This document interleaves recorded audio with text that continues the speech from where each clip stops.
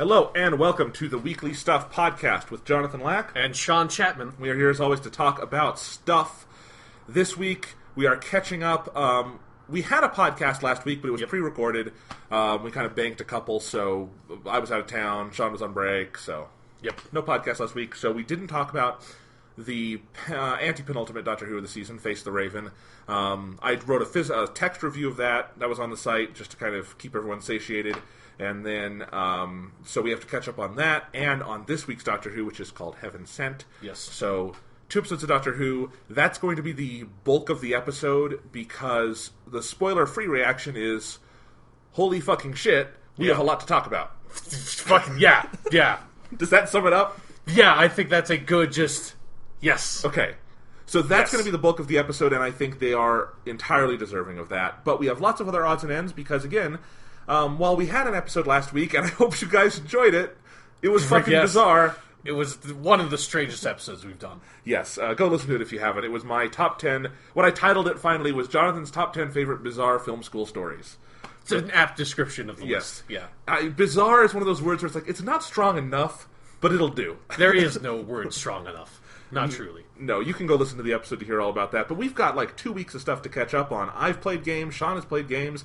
I've seen TV shows. Sean's seen TV shows. I've seen movies. You watched, I think, TV shows. So there was a lot of TV that I wasn't even anticipating watching over the break. But awesome. So lots of different things to talk about. Let's go ahead. I'm just gonna let's see. Most recent things. So this was Thanksgiving break. You have a good Thanksgiving? Yes. Always a good Thanksgiving. Yes, Thanksgiving is always... That's one of my favorite holidays because it's just relaxed. Yeah, it's just about being relaxed and eating good food, and that's the entire holiday, which is the best framework for a holiday. And hanging out with people you hopefully like. Yeah. And things like that. And it doesn't have any shitty music associated with it. Yeah. Which is great. You're free to go to, like, the supermarket and not just claw your ears out. Yes. Of the like, repetitive 5,000th same version of a Christmas song you've heard. I know. I hope I never have to hear I saw Mommy Kissing Santa Claus again. Right, but every year I hear a new version of it in some gas station or something. And it's like, this is the creepiest song ever written. Yeah. Stop covering it. Christmas songs. It'll be the death of us all. It will. You do any Black Friday stuff? Get any deals? Anything no. I stay away from that. I go online. I don't go out. Even online, it's just all of it's terrifying. I like to ignore the capitalist machine that I'm part of instead of just like willfully participating in it. I like to pretend that I can be a good person sometimes. I totally get that. I use it just because, like, on Amazon, I can catch up on my Blu-ray shopping for the year. That's pretty much the only week of the year I buy Blu-rays of new movies that aren't from Criterion. Right. Because, and basically, I got my 2 favorite movies of the year. I got Inside Out and Mad Max. I'm like, okay, got my Blu-rays of those. Yeah. There you go. It was $7 a piece. I'm good with that.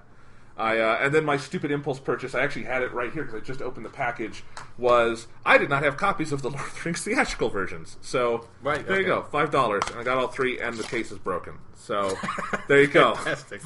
So actually, I just realized I take it back. It wasn't on Black Friday, but it was a digital sale on PSN that I got Assassin's Creed Syndicate, because then I also had like a coupon thing that was like 25% off. Nice. So I think I got it for like $20 or something. It was really cheap. I got J-Star's Victory vs. Plus for my Vita for $9 with that same coupon and with everything. So it's a good game. Yeah, so I'm excited to play that. I got that, and then the only other stuff I did was Square Enix shop had a great sale. I saw that sale. They just basically was the clearing inventory sale. Yeah. Because I got a bunch of old stuff, like some DS games I'd never got. Like, I have never gotten the DS version of Chrono Trigger, but I know that's supposed to be the best version. So I wanted to get that. Picked up a couple stray Final Fantasies I didn't have yet. And then it was $5, so I'm like, I already sank $15 into this on PS3, and I'll probably never play it, but let's get Final Fantasy X for the Vita, too, so I can cross-play if I ever play those games. Yeah, there you go. Great. That's a worthwhile purchase. I should also specify that I bought Assassin's Creed Syndicate. I've literally not loaded it. Like, I have it because I saw it was on sale. It's like, I want to play it, but I'm so deep into Fallout 4, and I still can't see the other side of that game yet. Holy shit, man. I have no idea when I'm going to actually have time to play Assassin's Creed. That is funny. So, yeah. Anyway, it's like all of my Black Friday purchases I can point to. Here's the logical stuff in that order. Like, makes total sense to buy Mad Max. Yeah. For like definitely, yeah. The Lord of the Rings thing, not as much. It's nice to have. But yeah, and then it's like the Square Enix stuff. I have a list of games where like, those are all things logically I wanted. And then I don't really know why I got Final Fantasy X on Vita. but I did. So, like, if on some, like, fluke you end up becoming immortal, it's like, then you just have all the time in your life.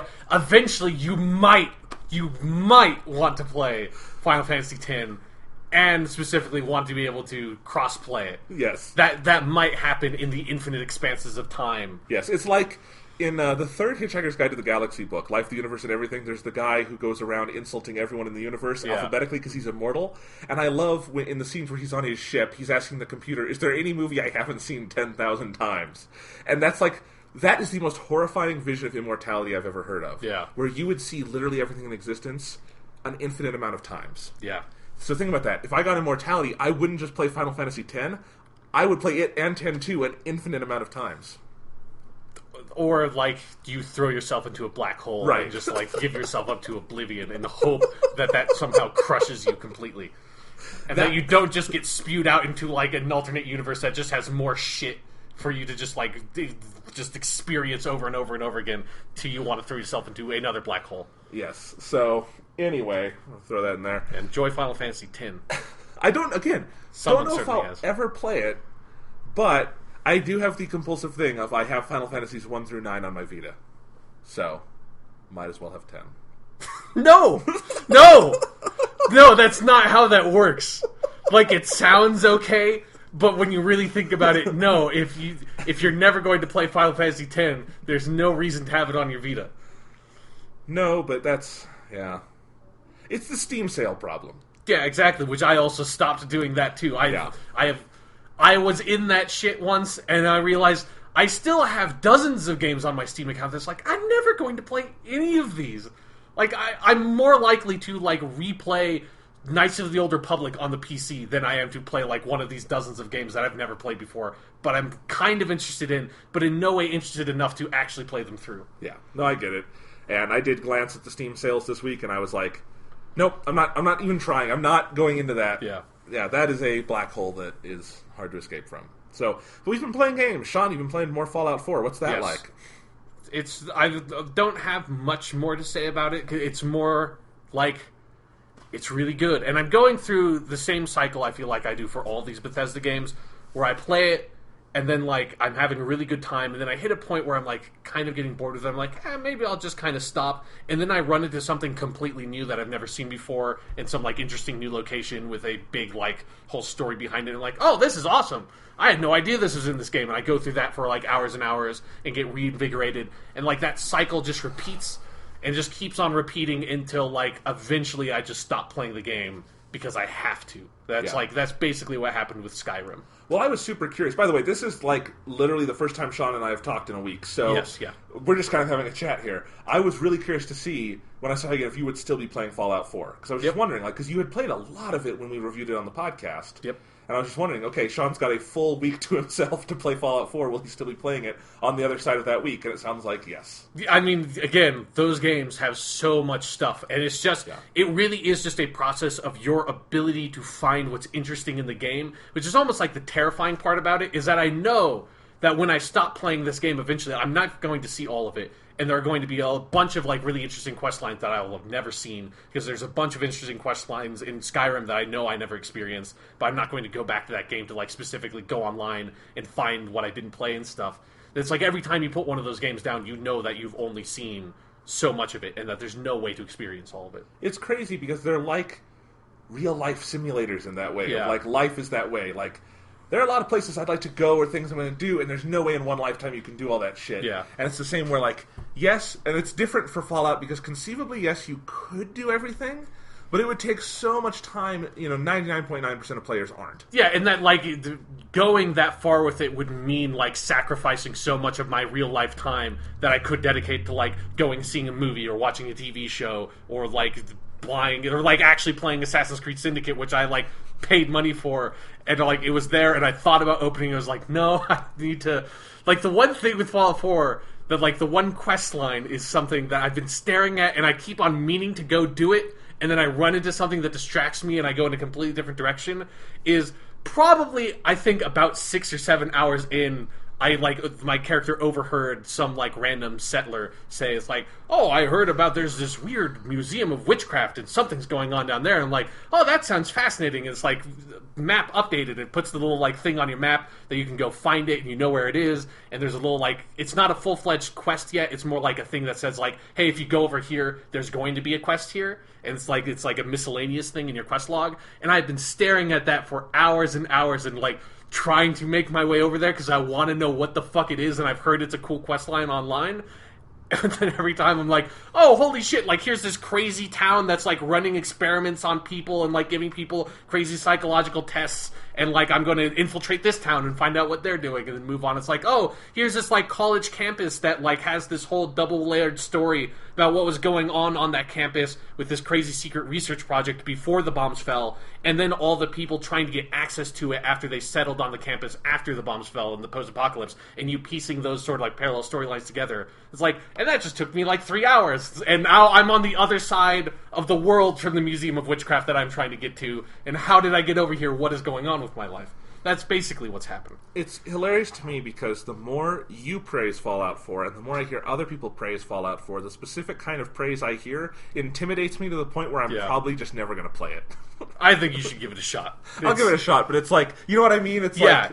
They are intimidating games, but that's what's fun about them, is that they're so intimidating, and that you have those experiences of, like, I'm just trying to do this one fucking thing, and I just can't, I don't have the patience and, like, the steadfastness to just walk past all this shit and just mainline it to that, like, one quest that I'm interested in. I have to get wrapped up in some weird fucking Lovecraftian side quest that I didn't even know was going to happen. It's like, this is just crazy and what the fuck's going on here? I just walked into this house with all these dead bodies hanging from the ceiling. I have to find out what's going on. I can't just leave. I feel like with all the Doctor Who stuff, it actually kind of feels like what I'm sure the Doctor feels like a lot, where it's like he's constantly trying to go somewhere, and then every time he's trying to go to a specific place, some crazy shit happens. It's like, well, I have to go find out what it is. Like, I can't just walk past this. I have to go see, because this is fucking crazy. That's what it's been like. I like that description. Yeah. Really, you could make a great Doctor Who open-world game. It would take decades to make, though. Yeah, it would be a daunting process. Yes. All right, so, Sean, I played a game. Yes. Over break. This is going to surprise all of you. I started, I played, and I finished The Legend of Zelda Ocarina of Time. Congratulations, Jonathan. It has been a long time coming. This is literally a game I have tried to play 15 years? I don't, like, for a long time. Yeah. I mean, when did the GameCube disc come out? 2002, 2003, since then. I mean, yeah, it was just near the launch of the GameCube, so probably like 2002. Yeah, it was the pre-order disc for Wind Waker gave you Ocarina of Time, and that was the first time they released Master Quest. And I tried it back then, didn't get into it. I've tried it many times over the years. Finally, I said, fuck it. And before break, I bought and loaded on my 3DS Ocarina of Time and Majora's Mask. I'm like, I am playing these because I'm going to be in a car, and I'm going to be at family's house, and that's what I'm going to do. Yes. And I'm so glad I did. Yeah, I'm sure you are. We have talked a lot on this podcast about various movies and games that have enough of a reputation that when you go to it, it can either be underwhelming or pleasantly surprising. Yeah. I think Ocarina of Time falls on such the right side of that scale, where... And I think it would be very easy for me to be underwhelmed by it, given that it's probably the most praised game of all time. I mean... Yeah, it's definitely up there of, like, when people make greatest games of all time lists, it is up there. Yeah, always. And... Yeah, it is one of the greatest games of all time. There is no arguing that. It is amazing, and it holds up so incredibly well. And like a lot of games from that era, and that is an era I am fascinated in, 96 to like 2001. I am fascinated in that era. The dawn of 3D gaming. The dawn of 3D gaming, and specifically the transition of old 2D franchises to 3D, and how they did it. I've even been in the stages of, and tell me if you're interested in this, because this is a project I'd love to work on, of like writing a book or doing some kind of project on, and I've identified what games I'm most fascinated by in that era, but specifically those 2D to 3D transition games, because some of them work and some of them don't, and it's fascinating how that happened. You know, you've got Mario 64 and Legend of Zelda over here, and you got Sonic Adventure over here, which is not a bad game by any means. But not a successful translation of that franchise by any means. No, and did not create a foundation upon which they could build for years and years and years, which clearly Mario and Zelda did. You know, in some ways to Zelda's detriment. You know, as we've talked about before, that Ocarina of Time casts such a large shadow. Yeah, that they've never quite gotten out of it. I mean, you still have that weird thing in Twilight Princess, and Wind Waker has it too, of like something like they're so reverent to Ocarina of Time that even like the ocarina mechanic like somehow stayed in the DNA of playing the songs, even though it was completely superfluous. There's no reason in Wind Waker, and definitely no reason in Twilight Princess why that mechanic should stay on, because they stripped everything interesting and fun about the mechanic out of the game because it wasn't relevant. But it casts such an enormous shadow over the 3D entries in those franchises that like they just couldn't let go. It's why they went back to the, like, Twilight Princess went back to the style of Ocarina of Time in terms of, like, the more realistic graphics as opposed to the Wind Waker style. It's because it's, like, Ocarina of Time is that huge behemoth that almost sort of, for my interest in the franchise, actually kind of dooms the franchise in some weird ways. But, yeah, but no matter what, it's a great game, and I could sit here with you and just talk about it for hours, because there's so much to talk about. The whole thing is so good. Except the water temple, not a fan of that, but that's okay. That's not a surprise that you're not a fan of the water temple. I think it's got good stuff in it. It's like, I mean, and you played the 3D version where you have the better inventory management, because back in my day, Jonathan, you had to like fucking go into your inventory and switch out your iron boots and like go to the equip screen, scroll all the way down, put on the iron boots, go out of the options screen, sink to the bottom, and all that shit. Like that was atrocious. Yeah. But I do think it's fascinating, because even the rough edges of the game, some of the stuff with L targeting and how it does the camera, is so fascinating to me. It's Z targeting. I know they changed it, but you can't do this. You can't do this to me. My brain is going to melt. It's Z targeting. I can do that. All the stuff with Z targeting. Yes, thank you. Which is not a perfect system, but is so interesting to play in that context, and how in that game you kind of forget about modern camera controls because they're just not necessary. Yeah, and like, I always loved how the Z targeting, like, it puts it into like a cinematic aspect ratio. It's like you get the black bars coming. It's like, yeah, I'm gonna fucking cut this dude up. Yeah, no, it is such a great game, and I think I don't even know where to. Again, I'm not reviewing it right now. I do think at some point we might just have to do an episode looking back on it. Sure, I would be totally into that. And Majora's Mask, because I got stuff to say about that in a minute. All right. I love Majora's Mask. It's a weird game. I love it so much. In a minute. No, but like with Ocarina of Time, I think one of my main takeaways is that game has one of the absolute best and most intricate stories ever told in a video game, and it doesn't get enough credit for it. Yeah. Even with all the credit that game gets, I think people forget just how intricate a story it tells, where you have the setup of, if you don't know, you know, I know you know. You know, you have young Link for the first, like, third of the game. Yeah. And then the last two-thirds is primarily adult Link, where you're 7 years in the future. Yeah. But everything you do as young Link informs everything you do as adult Link, and there are these huge emotional bonds that go across it, but with absolute minimal cutscenes, minimal dialogue, minimal everything. And I think it tells a more powerful story than 99.9% of modern video games. I mean, it is superior in so many ways. Yeah. Like, and I think the cutscenes are so evocative and beautifully done, mostly without dialogue of any form. Yeah. It feels to me like that transition in the 1920s and 30s in Hollywood, where sound came in, and you had the ability to do sound. Just like with Ocarina of Time, they had the ability, if they really wanted to do some recorded dialogue or more dialogue. Yeah, I mean, not like they could not have voiced the entire game because of memory. But even then, they could have had more text, whatever. You know, they could have done more with it. But a lot of filmmakers, when the sound era came, they're like, no, that technology kind of sucks, and we know how to make good movies without it. Yeah. And so some of the best movies ever made are late silent films. And I feel like Ocarina of Time is like a late silent film as a video game. Yeah. And Link is like this great silent hero, like a Charlie Chaplin or a Buster Keaton, where he's so expressive without doing a whole lot with his face. It's fascinating. And I just, that game... It's like there's so many... It's one of those things where you go back to it, like, there's so many things we could learn actually looking to the example of this game we all praise. Yeah. Because I think... And also just like how it treats an open world setting, and having... It's a small open world. It's not an open world as we conceive of it today, and yet there feels like there's so much freedom and exploration and just energy in that world. Yeah, and it's so full of interesting characters. And, like, even though... Like, when you really look at it, there's, like, about a dozen different places you can actually go visit, and that's not, you know, obviously when you compare it to, like, Grand Theft Auto 5 or something, it's, like, tiny. Yeah. But, you know, like, Lon Lon Ranch has its own story going on, and the characters there have their own lives, and, like, that... And then when you make that time jump, you see how that changes. yeah, like it's able to do a lot with very little. And, it is a challenging game, I think, by modern standards in terms of what it trusts you to get and doesn't trust you to get. Because there are things on the map that you need to progress that it's not going to tell you where to go get it. Yeah. And that's fascinating, but I think it holds your hand just enough and lets you be out there adventuring just enough to make it feel so immersive. One of my favorite experiences, I was at my family's house one of my family's houses over the break. I was with some cousins and their kids who are closer in age to me. They're like 9 and 11 versus in their 40s. Right. So, yeah, my family, because my dad had 9 brothers and sisters, bizarre age range on everything. But anyway, and just those two, my 2 second cousins who are girls, are like 9 and 11, and they saw me playing Ocarina of Time on my 3DS, and the first reaction was, "Hey, that's Link. No one plays that anymore." And that made me feel really bad. It's a really fair point. But then they kind of sat down and were just watching me play it, and I was in, I think, the ice cavern or something. Right, yes, yeah. And they just started kind of place. Not playing it with me because it's obviously not a multiplayer game or anything, but just giving me oh, you should do this, or what should we do? And I was kind of inviting that. Because that's the place where you have that sliding block puzzle, right? Yeah.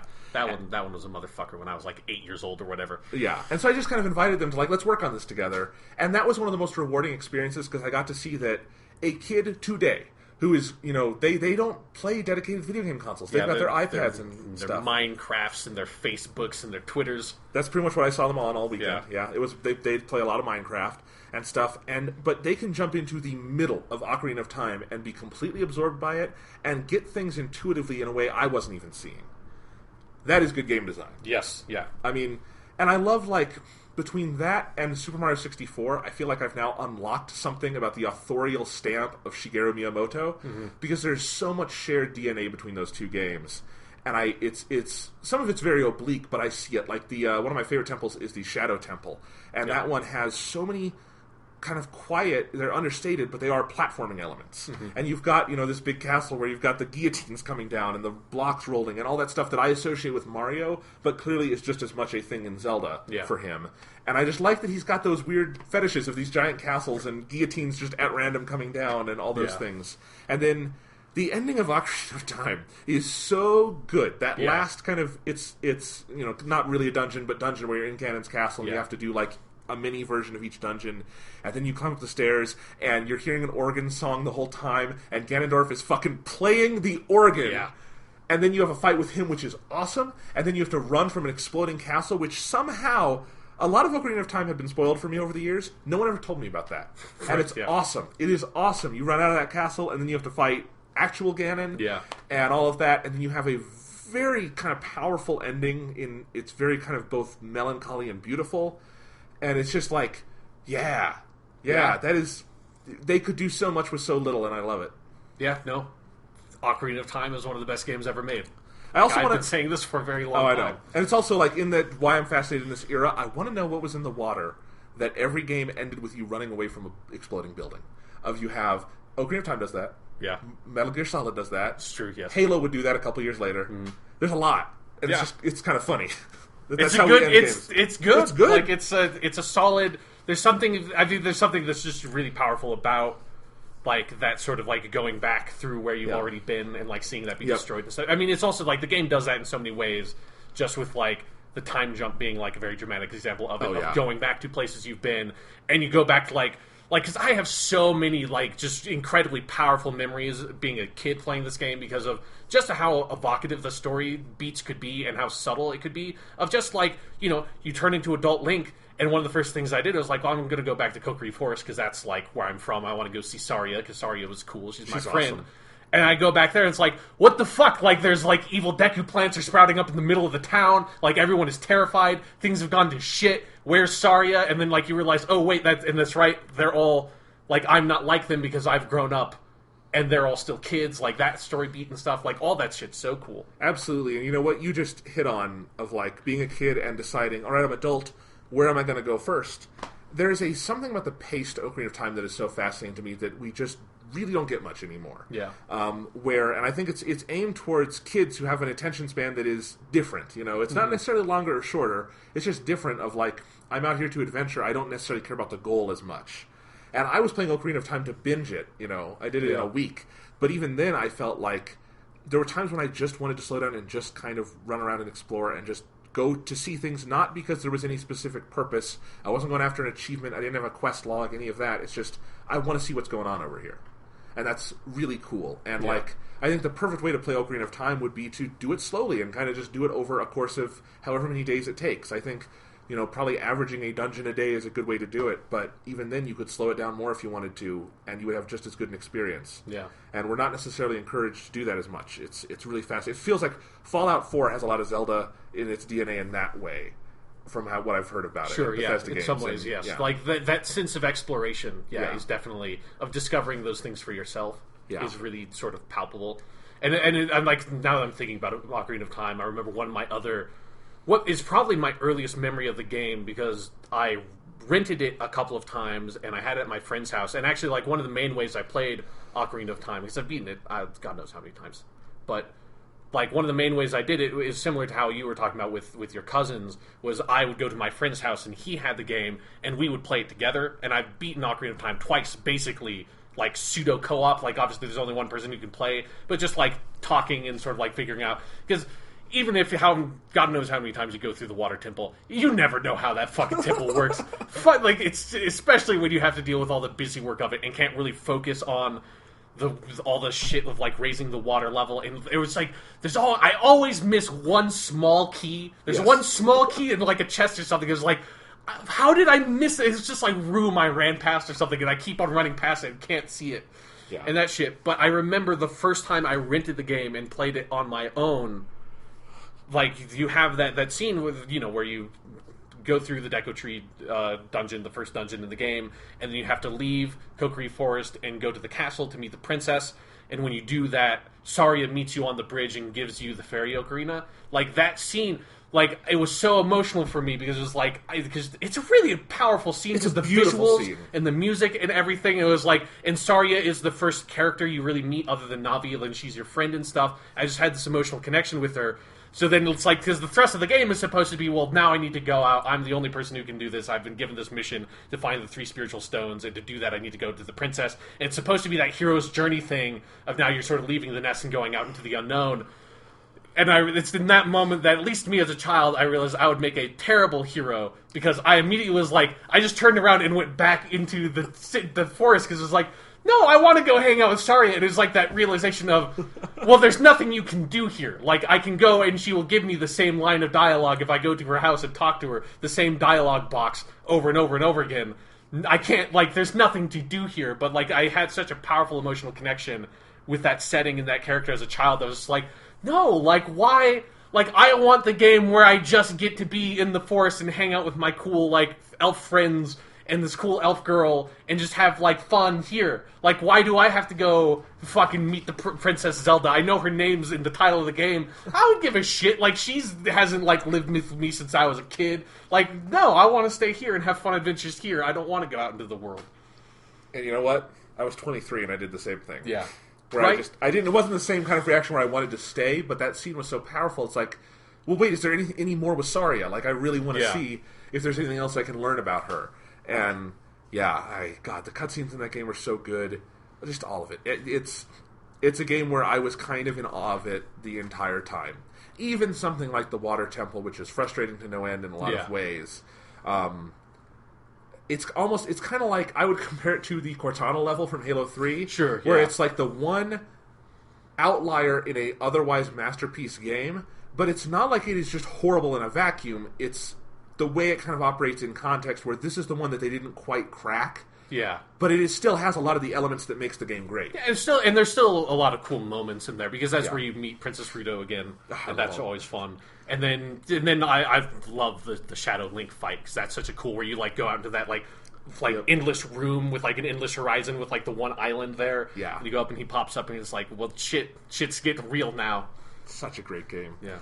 But you know what else is a great game? Fucking Majora's Mask. That's the one I want to talk about, because look, I loved Ocarina of Time. It is an A+ game. If I'm making a list of the 5 best games I've ever played, it's probably on there. Blah blah blah. Yeah. Majora's Mask is where it's at for me, because I just find it so fucking fascinating. Yes, that for sure. So Shigeru Miyamoto was kind of the head guy on Ocarina of Time.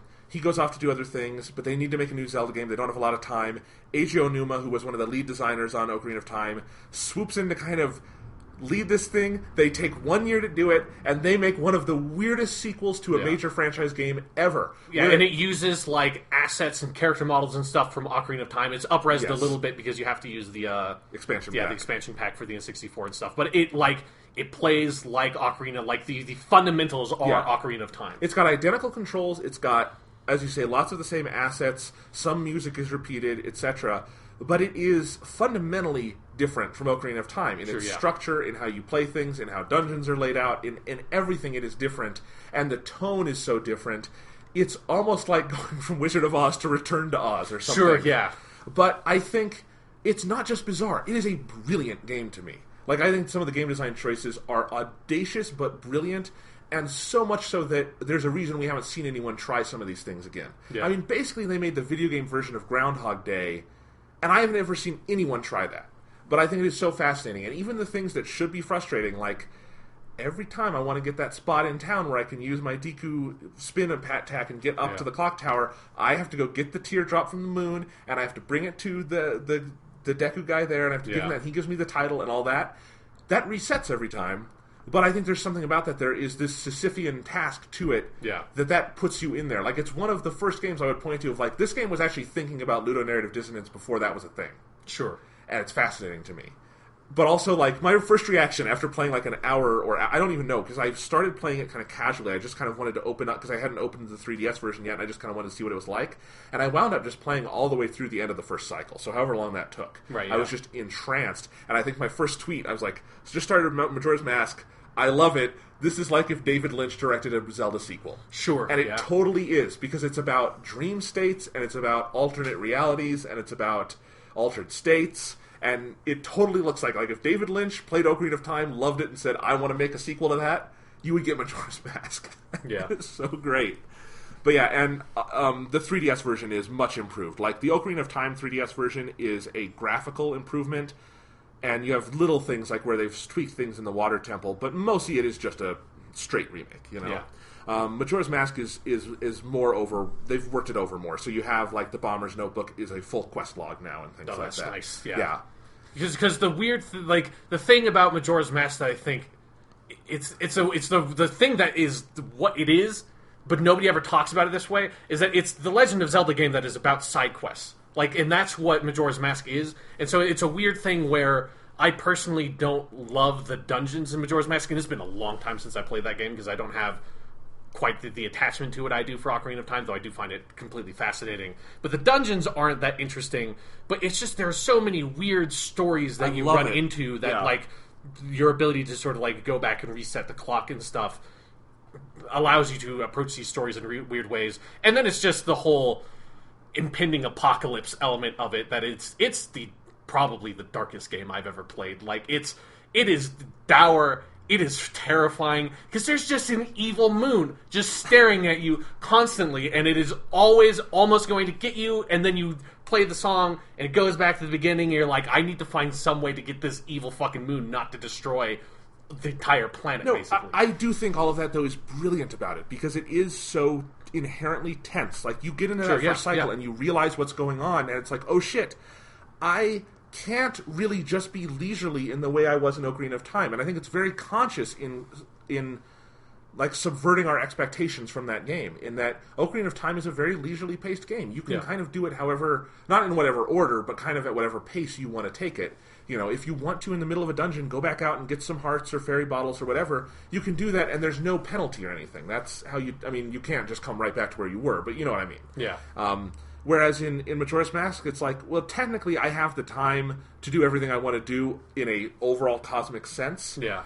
But I don't feel that way moment to moment. It's like, oh shit, there is a clock counting down right there. It's about a second a minute, little less. And you feel it the whole time. There's no time when you're playing it and you kind of forget about it, I feel like. It's always there, in part because the setting changes and that moon is coming closer and closer. And as you say, scary-ass fucking moon. And you have these people who, they develop over the course of those 3 days, and the more you get to know them, they develop. And I think the side quest system is so ingenious because that's the Groundhog Day scenario. It's ultimately about you have to stop worrying about the overall arc of your life in this experience. You have to start looking at the minutia. We're actually going to talk about that again a little bit when we get to Doctor Who today. Right, yeah. Because it's a very similar kind of scenario. And I think that's a really kind of masterstroke, and I think the 3DS version has probably done enough to fix certain problems with the game that it can be probably fully appreciated.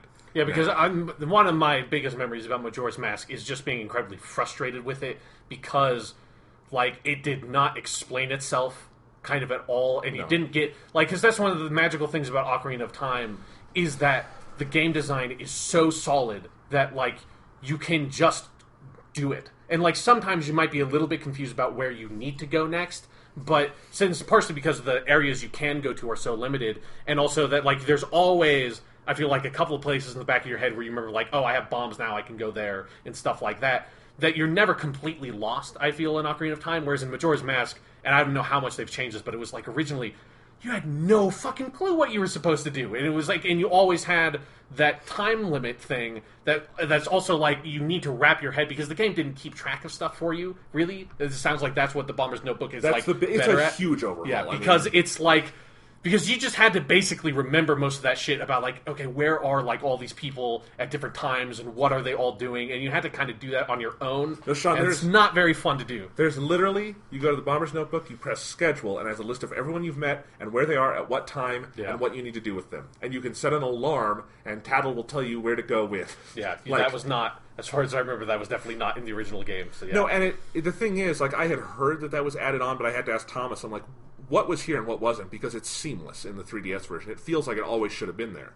Because, like, it's all added on with the stuff with the Bomber kids who are there in the original. Yeah, yeah. And integral, always. So, it's a really fascinating... It feels like, I think the team in 1999-2000, they obviously rushed the hell out of that game. Yeah.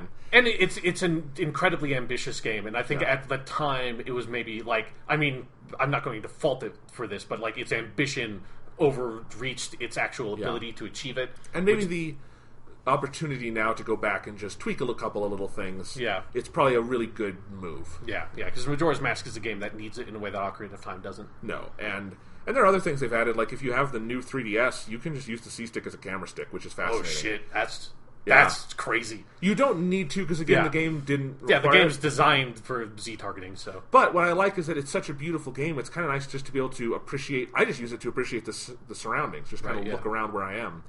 But yeah, I really like it. And for both of these, the 3DS remakes are so gorgeous. They have great 3D effects if you're into that. And they make enough really solid tweaks to these games. If you love those games and you don't own a 3DS, that's another game, I say this all the time, that alone is probably worth the price of admission for the 3DS. Yeah. And then you add on the dozens of other great games, and it's a good system. So, that's cool. Anyway, but yeah, we'll talk about these more later, and who knows, I am still in the honeymoon phase with Majora's Mask. Yeah, it's like, how far are you into it? Are you still playing it? Oh yeah, and I'm doing parts with the first dungeon, basically. Oh, okay. There's the 4 big ones, right? Yes. Yeah. But I've been doing a lot of stuff on the side, and a lot of just exploring and trying to get my bearings, because I do think the game, again, it just kind of trusts you. Like, you're dropped in Clocktown, you're not told what Clocktown is. No. You just have to kind of get to know the lay of the land, and that takes a while. Like, it's a much bigger game geographically than Ocarina of Time. I always remember really loving the opening of, like, because it's never explicit why you're heading to Termina. Like, it's just like, I mean, I feel like it's because you're looking for Navi, because Navi has disappeared. But they never actually say who you're looking for. But I love that of, like, you're just, like, wandering through the forest and you've disappeared after the end of Ocarina of Time. Yeah, and then you run into Skull Kid and fucking crazy shit starts going down and you get Tattle. Because Tattle's fun, but Tattle's not Navi. Oh, I love Tattle, but no, I get it. Hey, listen, Tattle's not Navi. Okay, sorry, Sean. I'm just saying I like both. This is a weird cult I've walked into. Yeah. No, anyway. So if you hadn't heard, Zelda's a good series. Yeah. Also, I have just, like... Off the top of your head, Ocarina of Time, what do you think is the best dungeon? Shadow Temple. Okay. Forest Temple is the right answer. I love the Forest Temple. I would go... I don't know. I actually did, off the top of my head with Thomas, this activity the other day. And again, I've only played it once. You've played it way more times. Yeah. I don't know. I really loved... I was most struck by the Shadow Temple. Definitely the Forest Temple is up there. Fire Temple I love. I love the Spirit Temple. And I really love Ganon's Castle at the end. And I know I'm just naming most of them at this point, but I also think like the Deku Tree as a tutorial introduction thing is brilliant. If you look at how it introduces you without feeling like you're doing a hand-holdy baby dungeon. Yeah, I always really like Dodongo's Cavern. Also, that's a lot of fun. Yeah, no, I mean they're all good. Even the Water Temple has its moments. So. But the Forest Temple is definitely the best one. Okay. I'll have to go back and look at it, because I love the Forest Temple. I think it's, story-wise, that is probably my favorite because of how it connects to Saria and all of that. And you have to get the hook shot, and like then you get the bow and arrow, and then you fight all the ghosts, and that's awesome. And then the end boss is Phantom Ganon, and you don't like... That's a good one. I think Phantom Ganon is probably my favorite boss in the whole game, because I like the preview of the Ganondorf fight. Yeah. No, it's a lot of good stuff. So... Anyway, what else do we have to talk about? Sean, let's do some... Okay, TV shows. Do you want to briefly touch on these? Sure, yeah, I'll do this really quick. We'll probably talk about these in more depth. I'm going to watch this one. Okay, so a big part of my break is I finally had some time to sit down and watch some TV stuff on Netflix that I've been meaning to get to for a while. The first one is Jessica Jones, and that's what Jonathan was referring to with he's going to watch that because it's in basically the lineage of Daredevil. It's, that sort of Marvel's Netflix initiative in many ways that's leading up to a big crossover event with what's going to be called the Defenders.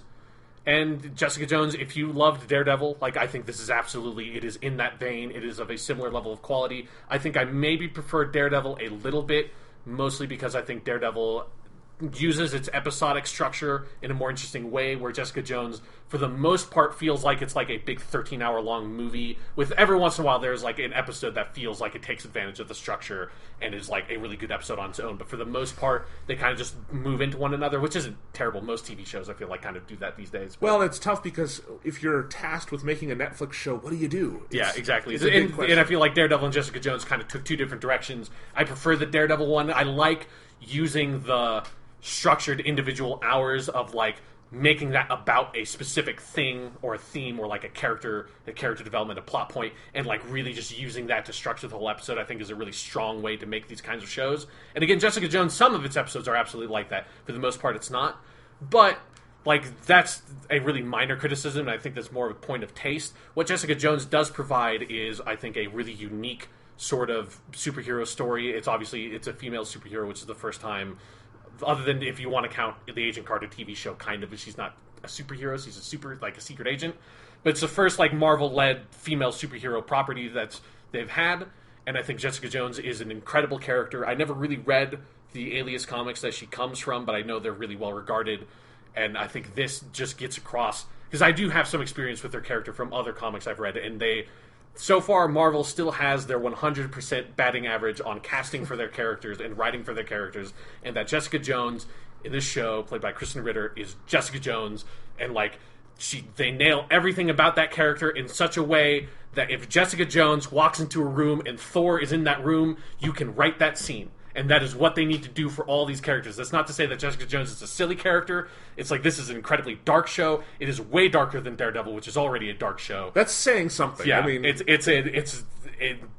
mean, because they tackle issues of the whole theme of the entire season is basically it's about themes of sort of personal agency and choice and how agency can be taken from you, because the primary villain is a character played by David Tennant called the Purple Man Kilgrave, and his power is that whatever he tells you to do, you're compelled to do it against your will, effectively. And they go where that premise goes, and it goes to dark places.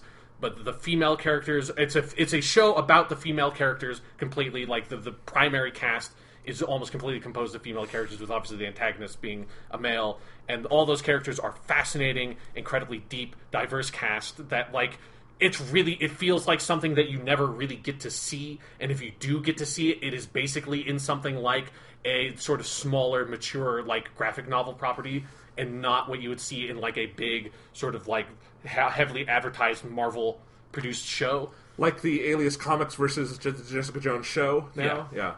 It feels like this is one of the first big adaptations of something that was acclaimed, but much more relatively obscure in the comics world. Yes, most people have no idea who Jessica Jones is. But it was basically from Marvel's sort of more independent adult line, which didn't even survive long. Yeah, exactly. Despite the acclaim Alias got, which was immense. Yeah.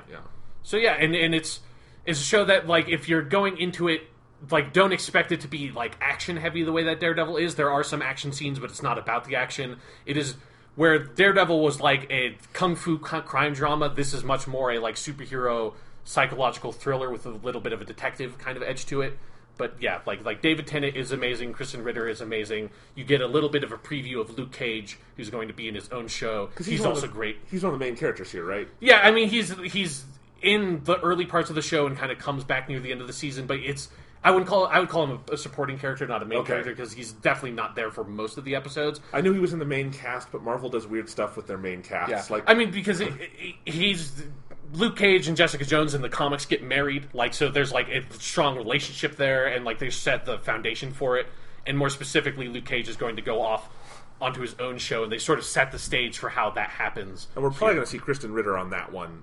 I'm sure she's going to cross over in a certain capacity. Yeah, which is cool. It would be strange if she didn't. I love how they're building the Netflix verse because because it feels like it has a distinct tone and style from the cinematic ones, and like Jessica Jones and Daredevil, while they are definitely different shows, they have a similar sort of tone. And I like how it still sort of exists in that shadow of that this is a world, and they make reference to it occasionally. They don't ever go overboard with it like they did in Daredevil. But they make reference to the Hulk exists in this world, and like aliens have invaded. Like superhero people are around, and people are having to deal with it in a way that not everyone is going to immediately believe that there's someone around that can control people's minds, and that's why some of this stuff is happening. But some people will, and there are people have a reference for that happening. That when people discover that Jessica Jones has super strength, they have a frame of reference for that in a way that's really refreshing, that if it was its own property that wasn't related to anything else, it would always have to be oh, nobody knows about the powers, and every time the powers come up, it has to be this big thing for this character, and it's no, you can just some people in this world have superpowers, and you kind of need to get over it. And the thing about Jessica Jones also is that not everybody in this world who has superpowers is going to be a superhero, and in many ways that's what the show is about. It's Jessica Jones kind of trying to figure out how much of a hero she wants, can, and needs to be. I'm so excited for this show. Did not have the chance to watch it while I'm on the road. Just spotty internet. It is a internet show, so you have to have a good connection to watch it and everything. And I kind of wanted to have the time to binge it, but I'm going to start as soon as possible because I love Kristen Ritter from other things. Really, one of the first Marvel heroes who I know the actor really well before seeing the show. Yeah. Which is interesting. Obviously, love David Tennant here at the official Doctor Who fan cast. Yeah. And, and I think it's interesting, Melissa Rosenberg is the writer on it. Yeah, and the producer. She's an immensely talented writer who was stuck for 6 years doing the Twilight movies. Yeah, that was after I was halfway through the series, and I was I wonder who is they're doing such a good job, who are the people making this show? And then I googled her, and it's oh, she wrote the screenplays for all those movies, and what's wrong with those movies does not come from the screenplays. That is not a judgment on her at all. No, in fact, I think they're pretty good adaptations of bad source material. But you look at her other credits, she's a really talented TV writer. She was the head writer on the first 4 seasons of Dexter. Which are the good seasons. Literally, those are the good seasons of Dexter, with season 3 kind of being a little bit iffy, but seasons 1, 2, and 4 are definitely the good seasons of Dexter. Yeah, and when she left, people talk about that a lot, of it falling off a cliff. Yeah. So I just think that's interesting, and I'm glad that this vehicle exists, that a writer like her who was kind of pigeonholed into that Twilight hole can come back and be no, I want to make something actually good and feminist and interesting, And she's been trying to make this for a really long time. Yes. I had not heard about the production woes, but they were trying to get it made for ABC and stuff, which this version of this show would not have been able to be on network television. No, and I think that much. And as I understand it, that was the thing that held it up every step of the way. It was how much did they want to compromise? And as I understand it, this probably would never have worked at all. No, I mean, on a you network. can't have Jessica Jones if she's not allowed to cuss every single sentence. That's the character that she is. She is foul mouthed. She takes no shit. That's what makes her so great as a character. Yeah. You can't. I also, since it was in development for ABC, it would have been great if Netflix just decided to stick it to them and just call this Alias, because Alias was ABC's big hit. Yeah. At the same time, it would have confused everyone. Yeah, it confuses me a lot. Yeah, but I just think it's funny. Anyway, yeah, I mean, man, Netflix has a lot of. Netflix also has a show that just came out called Master of None, made by Aziz Ansari. I want to see. Yeah, Netflix makes way too many goddamn originals, and the problem is a lot of them are good. Yeah, and that gives me a good segue into the next show I was going to talk about, which is Netflix is not released their produced version of the show yet, but it's something I've been meaning for a long time to see. Is this British show called Black Mirror, which people basically go the shorthand for it is a modern version of the Twilight Zone, which is a very apt description. It is that sort of brand of speculative fiction that takes... And it's really refreshing because you don't realize how much you just don't see it written today, is taking like modern society and things and like the way we use technology and stuff like that and modern social conventions and sort of putting them on their head in the way like Twilight Zone did in the 50s and 60s. And our lives are so tremendously different from how they were 50 years ago as like human beings that we really need a show like this. And so if you are looking for something that is like Twilight Zone and it's very smartly written, incredibly well produced, very well acted, but is about today's society and sort of like speculating on that and what happens when that goes crazy, Black Mirror is a show you need to be watching. Right now there are only 6 episodes on Netflix because there's a 7th episode that is like a Christmas special sort of thing that I don't know why they don't have it, but they don't. And they're all basically an hour long. One of them, the second episode, which is also the best in my opinion, is over an hour. It's like an hour 15 minutes. It's really fucking good. But it's easily a show that you can watch in an evening, although you might not want to because it tends to be really depressing, as you would expect a Twilight Zone-ish show to be.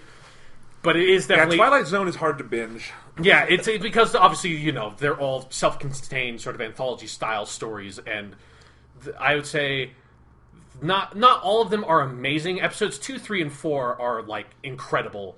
Episodes 1, 5, and 6 are very, very good, but not quite to that level, in my opinion. But, like, still, it's something that's easy to watch. Like, it's not a huge time commitment. Obviously, it's only 6 episodes. I highly, highly recommend it. And it's a good time to be watching it just because you need, I feel like, the winter and, like, the cold weather. If there's just something about that, it's just a perfect time for this just, like, really cold sort of style of science fiction. And it's really good. And then the reason why I watch it and the reasons why I came up with the Netflix stuff is because Netflix is producing a 3rd season of 12 episodes that's going to be out on Christmas. But that's a lot of episodes. Yeah, like, I haven't had time to go into, like, research the production history behind the show. I have to imagine it must be strange because it's not like Sherlock is obviously the 3-episode thing, but they're all, like, mini movies, and this is more like it's a 3-episode season, and almost all of them are just normal, like, 45-minute TV episodes. They're cable length. Yeah. So I imagine they must have been having a hard time trying to get these produced, but... Well, I think anthology shows are really hard to produce now, and it's too bad because I think it's a great format that is inherently televisual. And I actually hope that's a direction Netflix does more of, because everyone talks about the binge model of Netflix, but Netflix would be perfect for anthology shows, of watch them at your own pace, but here's like 10 stories. Yeah. They don't have to be related. And I feel like they're experimenting with that a little more with different episode orders and stuff. Yeah. Like they're apparently doing that Gilmore Girls revival where they're just going to do 4 basically movies, like 90-minute revival kind of things, which I think is a really cool idea. But just stuff like that, and I hope Netflix gets more adventurous with that stuff because clearly it's paying off in a lot of ways. Yeah, and it is something that I feel like I might end up writing something on the site about this because it's something I've been thinking a lot about in relation to Doctor Who and now like the anthology and Jessica Jones and Daredevil and like video games and like how episodic storytelling is evolving now that like we are still using episodic storytelling. But we've gotten so far away from the original model which necessitated it, which even that goes back to like Victorian times with like Charles Dickens novels sort of like being released in magazines and stuff like that. So that's something I might end up writing about, I don't know. But it's an interesting thing to think about, and it's something that's going to come up in Game of the Year in terms of like I feel like The Witcher 3 and the Fallout 4 in comparison to Metal Gear Solid 5 and sort of like how episodic storytelling translates to video games in like seamless format. Right. You should write about it because it's fascinating. It's the kind of thing where I think if that's a topic you're curious about, writing about it would be the best way to try to figure out your own because thoughts, it's really right? complex and there's a lot of things to factor into. But well, TV's in a really fascinating place with Netflix now. It so is. I mean, we talked about anthology shows. Now we have a lot of these anthology miniseries. Yeah. And for the most part, I don't think they work. But you have Fargo on FX, which I know I've sung the praises of many times, and it's basically entering a point with this second season where I think this second season is an all-timer. I mean, it's just one of the best seasons of TV I've ever seen. And that is such a smart anthology model where basically they're doing it Godfather style, where the first one is Godfather 1, and the second one is Godfather 2 without the present-day stuff. It's a flashback to basically the father character. Right. And that is so smart, and they're doing a third one, and I wonder if is it going to be the same as with Godfather 3, where that's where it collapses because what's left to do? Or do they just keep on going back a generation until eventually in Fargo season 30 it's like fucking cavemen? And look, they could, because they've set up a character who would be the father in this season played by... So in the first season, there's this character played by Keith Carradine, who is Lou, the father of Molly, the main character in season 1. So Lou becomes the main character in season 2, now played by Patrick Wilson. Right. Well, Lou's father-in-law is played by Ted Danson and is awesome. And I kind of want a spin-off about him now, like 30 years earlier, and I want to know who plays young Ted Danson. Yeah, and then eventually, you're making some sort of, like, historical costume drama set in, like, the 18th century in England. It's like, how the fuck did we get here? And the show's still called Fargo, even though Fargo as a town doesn't exist.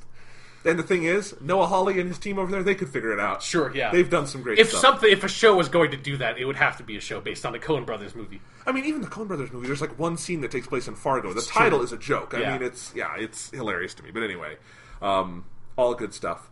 And let's see. So, speaking of Marvel, so we talked about Jessica Jones. Yes. This was a big week for Marvel in a couple of ways, because I feel like Jessica Jones had a critical mass, which was pretty satisfying, because I think that show was clearly a risk. Yeah, it's a risk, but it's so good, and it's also serving an audience that is very much underfed. Absolutely. So you had that, and you had kind of the bigger thing, which was the, kind of out of the blue, the Captain America Civil War trailer was released. Yeah. I think they were planning to release it with Star Wars, and I wondered if it was about to leak or something, because they had Robert Downey Jr. and Chris Evans just go on Jimmy Kimmel, of all places. Yeah. Well, that's on ABC, I guess that's why. Disney-owned network, and revealed the trailer, and I thought it was a fucking great trailer. Yeah, I loved it. I thought and again, like you, I had no idea the trailer was coming out, and it's like I just got up and looked at my computer. It's like, oh, Captain America: Civil War trailer. Okay, yeah, and then watched it. Fucking yeah, good, it's a really good trailer. Really good trailer, and it's like my favorite. There's so many places we could start. My favorite thing about it is it looks like a Captain America movie first and foremost, and it so easily could have just been marketed as Avengers 3. Mm-hmm. But it looks like a Captain America movie with a whole shit ton of guest stars. Yeah. And a really fascinating premise where it's based kind of in spirit on the Civil War comics, but not in letter. Yeah, very different. But it feels like they've come up with a really ingenious way of making the Civil War story, where it's now kind of Bucky is the linchpin, because Captain America, kind of Bucky represents all his values. And I can already see, like, I can see where Cap's coming from, I can see where Iron Man's coming from, I can see how the teams are going to split, and we've only seen a 2-minute trailer. This movie's going to be good. Yeah, and it's something where, in the comics, Civil War is all of those crossover events are super rocky, because none of them are actually very good. How could they be? It's such a tough thing to do. It's a bad idea. All of them have always been a bad idea. But, like, the idea, like, it's the fundamental element of superhero crossovers, and this, if you're watching Jessica Jones, you're keeping this in mind. It's a fundamental element of all superhero crossovers that the superheroes that are crossing over have to fight each other. It has to happen. It is the first law of comic books. It always has happened. It always will happen. It is always happening. Like, God bless comics for it. Exactly. And the thing is, like, the Civil War tried to come up with, like, a really huge, broad reason that, like, kind of got away from every single writer involved about why the split happened. That, like, has, like, this whole, like, terrorism element to it and superhuman registration, which didn't make a whole lot of sense in context of the Marvel Universe and stuff at the time. And this is just a much better, cleaner, simpler way to go about it, of that Captain America is standing by his values and his oldest friend, Bucky, and the only person still alive who knows him from his past, like when he was just Steve, and it's that conflict with now having to protect him from the American government that is very understandably wants to go after the Winter Soldier, and Tony Stark is going to be a part of that, like, because that's like why the Avengers exist, is to go after someone like the Winter Soldier. And I think it feels like, I think Age of Ultron got away from them. Not a bad movie, but I think got away from them in some ways. Definitely. As a culmination to that era. This feels much more like the culmination. Like, Age of Ultron was a stepping stone to get us here, where clearly the events of that movie would make Tony think in one way. Like, he went too far, he has to make amends. Yeah. And I think it would make Cap think in another way, which is, fuck all of this, none of you have the right idea, which is kind of the theme of Winter Soldier also. Yeah, that's sort of Captain America on his own, standing on his own for what he believes America it stands for. So, like, just from the trailer, I can totally believe those two characters in specific would go where they seem to be going in this movie. Yeah. And I just love, like, good God, compare this to the Star Wars trailer. We didn't see much of the movie, but they didn't play coy at all. It's very much, here is the plot, And you're here is the setup. Here's the premise for the movie. Like, it's not... You don't know every single detail of what happens. You just know this is what this movie is about. Yeah, and I love it. It's such a good trailer. And I think the kicker at the end where it's Iron Man and Cap squaring off, and he says, I'm sorry, Tony, but he's my friend. And Tony says... And Robert Downey Jr. is so good in that moment. I thought, so was I. Yeah.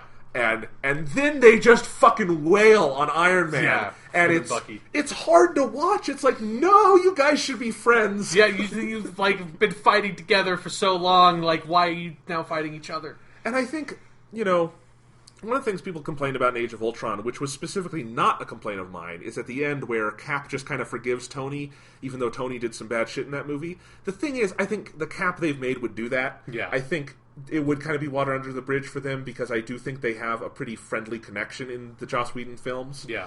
And I like that, and it looks like the Russo brothers are really trying to capitalize on that here, where they are not inherently antagonistic, and it doesn't look like either of them want to fight at all. Exactly. Which is exactly the dynamic you need. Yeah. Because as I understand it, in the actual Civil War books, it gets pretty toxic. It's like Tony becomes just a cartoonish villain at some point. Yeah. Where it's like he starts from an interesting standpoint, and then it's like, you're just evil. Like, you're just killing people. You're literally hiring supervillains now. Like, there's no Iron Man. Like, you're not a good guy anymore. Like, yeah, it went way too far with it. But if nothing else, Civil War, the trailer makes it abundantly clear why Batman v Superman wanted to move from that date. Yeah, because one of those movies looks a whole lot more confident in what it is than the other. Yeah. Plus, you get like a little brief glimpse of Black Panther in that trailer. Looks good. And it's like, I totally forgot that he was going to be in that movie, and then saw him in the trailer. It's like, fucking yes, fucking Black Panther. Like, let's do it. It actually feels like the perfect context to introduce Black Panther, and more specifically Spider-Man, who's going to be in it. Yeah. I think they could do some really fascinating stuff with Peter Parker, depending on how they do this. I mean, I've seen... One of my favorite things is, like, this is a trailer that, way more so than the Star Wars ones for me, warrants speculation just as a fun kind of thing. Yeah. And I've seen some great speculation, like, what if this is the movie where... Obviously, in the comics, it's all about secret identities. Yeah. But the Marvel Cinematic Universe does not have secret identities yet. Yeah. But what if, like, we're introducing a new brand of superheroes after this? Because this is the last Cap movie. Yeah. There's not going to be any more Iron Man movies. These guys are on their way out. But what if, like, the whole point of this Civil War is at the end, the people who are left standing are like, we need secret identities. That would be fascinating if that's how they decide to introduce it into the Marvel Universe. Yeah, where, like, Peter Parker's just, like, watching all this shit going on. It's like, I don't want to be involved in it. It's like, I've got a sickly aunt back at home. Like, I'm going to put on a mask, guys, and, like, for a reason, not just because it looks cool. Like, I'm going to cover myself up. Like, they could actually tell a different kind of Peter Parker origin story within this movie. Yeah. That would be good. So, and it's just like the visual style and everything. It looks like the Russo brothers still know what they're doing. It very much looks like a sequel to Winter Soldier. Yeah, it made me, like, really desperately want to watch Captain America 2 again. Yeah, it's so good. All right, well, there's that. And quickly, I'm going to talk about two movies I saw. Okay, go ahead. I'm going to make fun of one, and I'm going to praise the other. All right. Let's start with making fun.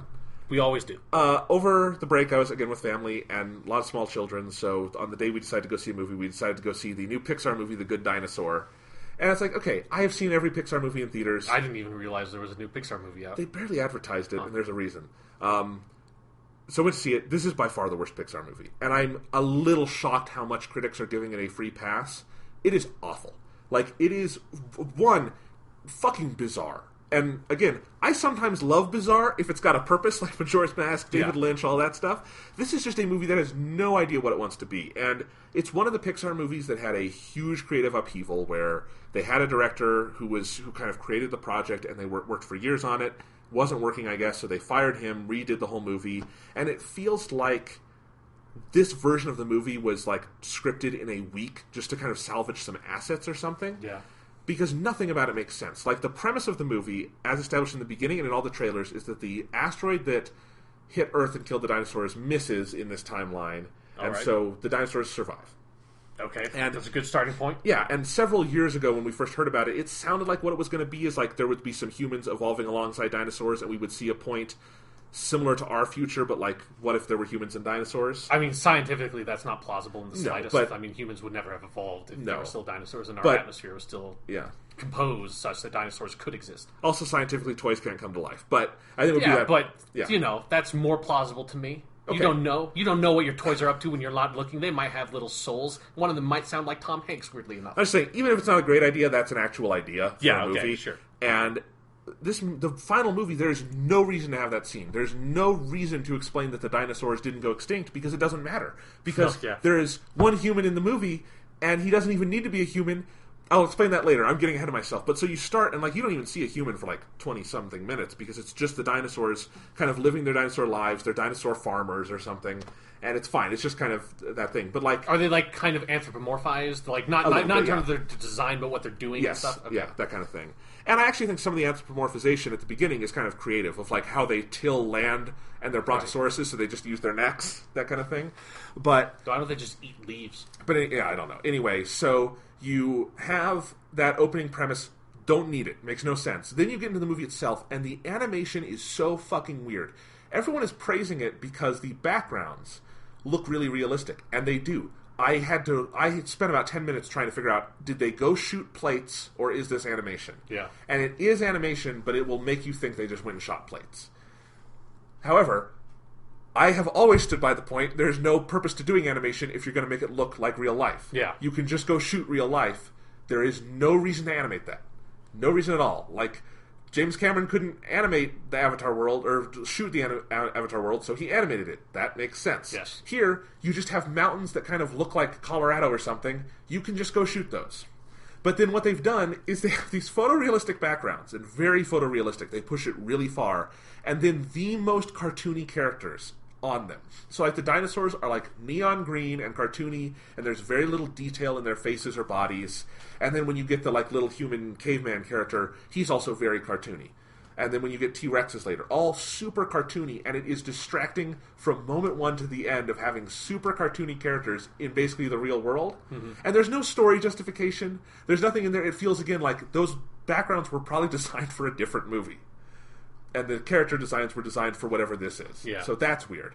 Then you get into the plot, and so, it is super generic. It is the most generic story Pixar's told, where you have a family of dinosaurs, and there's 3 kids, and one of the kids is born kind of premature, and he's small, and he's kind of cowardly, and he wants to prove himself to the world. Have you heard this one before, Sean? Is his foot small? Yes. Does he have a little foot? Yes, he does. I don't know what. I was just wondering. I don't know. Yeah, or any other story you want to mention. Anyway, so this kid's named Arlo, and he doesn't, he's cowardly, he can't do his jobs, his chores, and his dad's kind of disappointed in him, but, his dad loves him, and his dad one day gives him a task to try to capture this critter that's stealing their crops, and Arlo tries to do it. That dastardly critter. And Arlo can't kill it because it's a little human baby, caveman child, and the caveman child runs away, and so Arlo and his father run after it, and they can't catch it, and then there winds up being this storm, and Arlo's father throws him to safety, and then dies in the storm, Mufasa style. Yes. And I mean, not just Mufasa style, like they are tracing over the Lion King, because the dad is in a canyon, water is coming, he throws the kid to safety, smiles at him, and dies. It's exactly the Lion King with water instead of hyenas, or zebras. Yeah, or antelope, whatever it is. Wildebeest, Wildebeest? I think. Okay. I forget the stampede. Wildebeests are the most terrifying animal of the African savannah that could stampede, so I assume it was wildebeest. So they kill his father, and at this point I'm already okay, I have seen this movie many times just with better animation. So anyway, and then, I am not kidding you, less than 5 minutes later, probably less than 3 minutes later, the exact same scenario happens, where the kid comes, he can't kill it, he runs after it, and now Arlo gets trapped in a storm and is lost, and he and the kid have to become friends and get back home. I thought it was just going to be now Arlo throws the little kid to safety and he dies. No, but and then the kid does it with a caterpillar or something. Yeah, but here's the thing: so there is literally no reason for the dad to die because that same scenario just happens again, and now Arlo's I thought that's what they were doing the first time: is Arlo was going to get separated and lost and have to come home. The extra step of the father dying means nothing to the movie. It's just because other animated movies have done it, so we're going to do it too. They don't even react to it. There's one scene afterwards with Arlo talking to his mother. You don't see his siblings. You never see them again in the movie. They're in the first 15 minutes, and then they are gone. You never see their reaction to any of it. It's bizarre. So anyway, now Arlo and the kid are on the road, and it's the most generic and dull, having to get back home story, except there's weird things they eat a bad apple and they get high, and it's a dull version of the pink elephants on parade from Dumbo, and then they meet redneck T-Rexes, one of whom is voiced by Sam Elliott, which is cool, except this is a movie aimed at, like, really little kids, and Sam Elliott gives a monologue about how he drowned a crocodile in its own blood. What? And I'm like, okay, I'm not trying to be a prude here, but that's tonally off. Like, he's describing this super violent scene and all this, and it's like, no, this is a different movie. Does a Sam Elliott dinosaur have a big Sam Elliott mustache? Just No, like, sort of which like is disappointing. pasted on? That's, Yeah. that's not good. And then he helps the T-Rexes defeat a couple of dinosaurs who are trying to steal the T-Rex's cattle.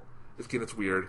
And those dinosaurs, at that point, I couldn't even recognize what species they were supposed to be, because they're like the super redneck dinosaurs. I mean, they weren't raptors, they weren't T-Rexes. I don't know what they were. They're super cartoony. I just wanted to... What do you mean by T-Rex's cattle? Are they, like, literally cows? I have to think about this. They're not... I think they're cows or boars or something, yeah. So, but they're like a mammal creature. It's not another dinosaur. No. That's weird. Yeah, it is weird. Huh. So that's weird. And then the antagonists of the film are these pterodactyls who are cultists who follow storms and eat whatever is, like, trapped in the storm, and they have these chants like, the storm provides. That's what they keep saying. And they want to kill the kid and have the Arlo, like, join their ranks and, like, be inducted into the cult. It is so fucking weird. It sounds like you watched, like, an entire season of a really trippy kids show. Like, But not good. Yeah, no, I'm not saying good, but I'm saying, like, the plot, like, none of those events sound like they are related to each other thematically in any interesting way. Like, it just sounds like a series of events that occur. Yeah. But then anyway, ultimately the kid and the dinosaur get home, and the kid finds his family, a la Ice Age, and then the dinosaur goes home. And even though he has done nothing, like, there's this whole theme in the movie where the father has all of the kids, once they've done something great, put their, like, mark on their big silo. Like, they put their paw in the mud and then put it up on the thing, and so it's like their little footprint. Yeah, their little footprint, and literally they say the line over and over again, you have to make your mark, so it's obvious allegory. And so at the end, Arlo comes home and he gets to make his mark, and I'm thinking, what did Arlo do? He got lost multiple times. He basically killed their father. The whole thing is he has to get back in time for the first snow to help his mother harvest the crops, but he doesn't get back in time for the first snow, so he fucks his whole family and makes them do all the work. What did he do to make his mark? I mean, he went off and got high with his little human buddy. I don't know. That sounds like a pretty good time. It is such a bad movie, and overall it's just so dull. Like, this is one where if I hadn't been with people, I would have walked out 30 minutes in. I mean, there's nothing there. It is by far Pixar's just most nothing movie, but with all those weird things, and I can sum up the entire movie and how illogical it is in one complaint. So the little kid he's with, yes, the kid acts like a dog. It pants, it crawls on four legs, it sniffs out things, it plays catch. He names it after a dog, he names it Spot. It barks and howls instead of talking. And when you meet its family, they all walk on four legs and bark and howl instead of talk and pant and all that stuff.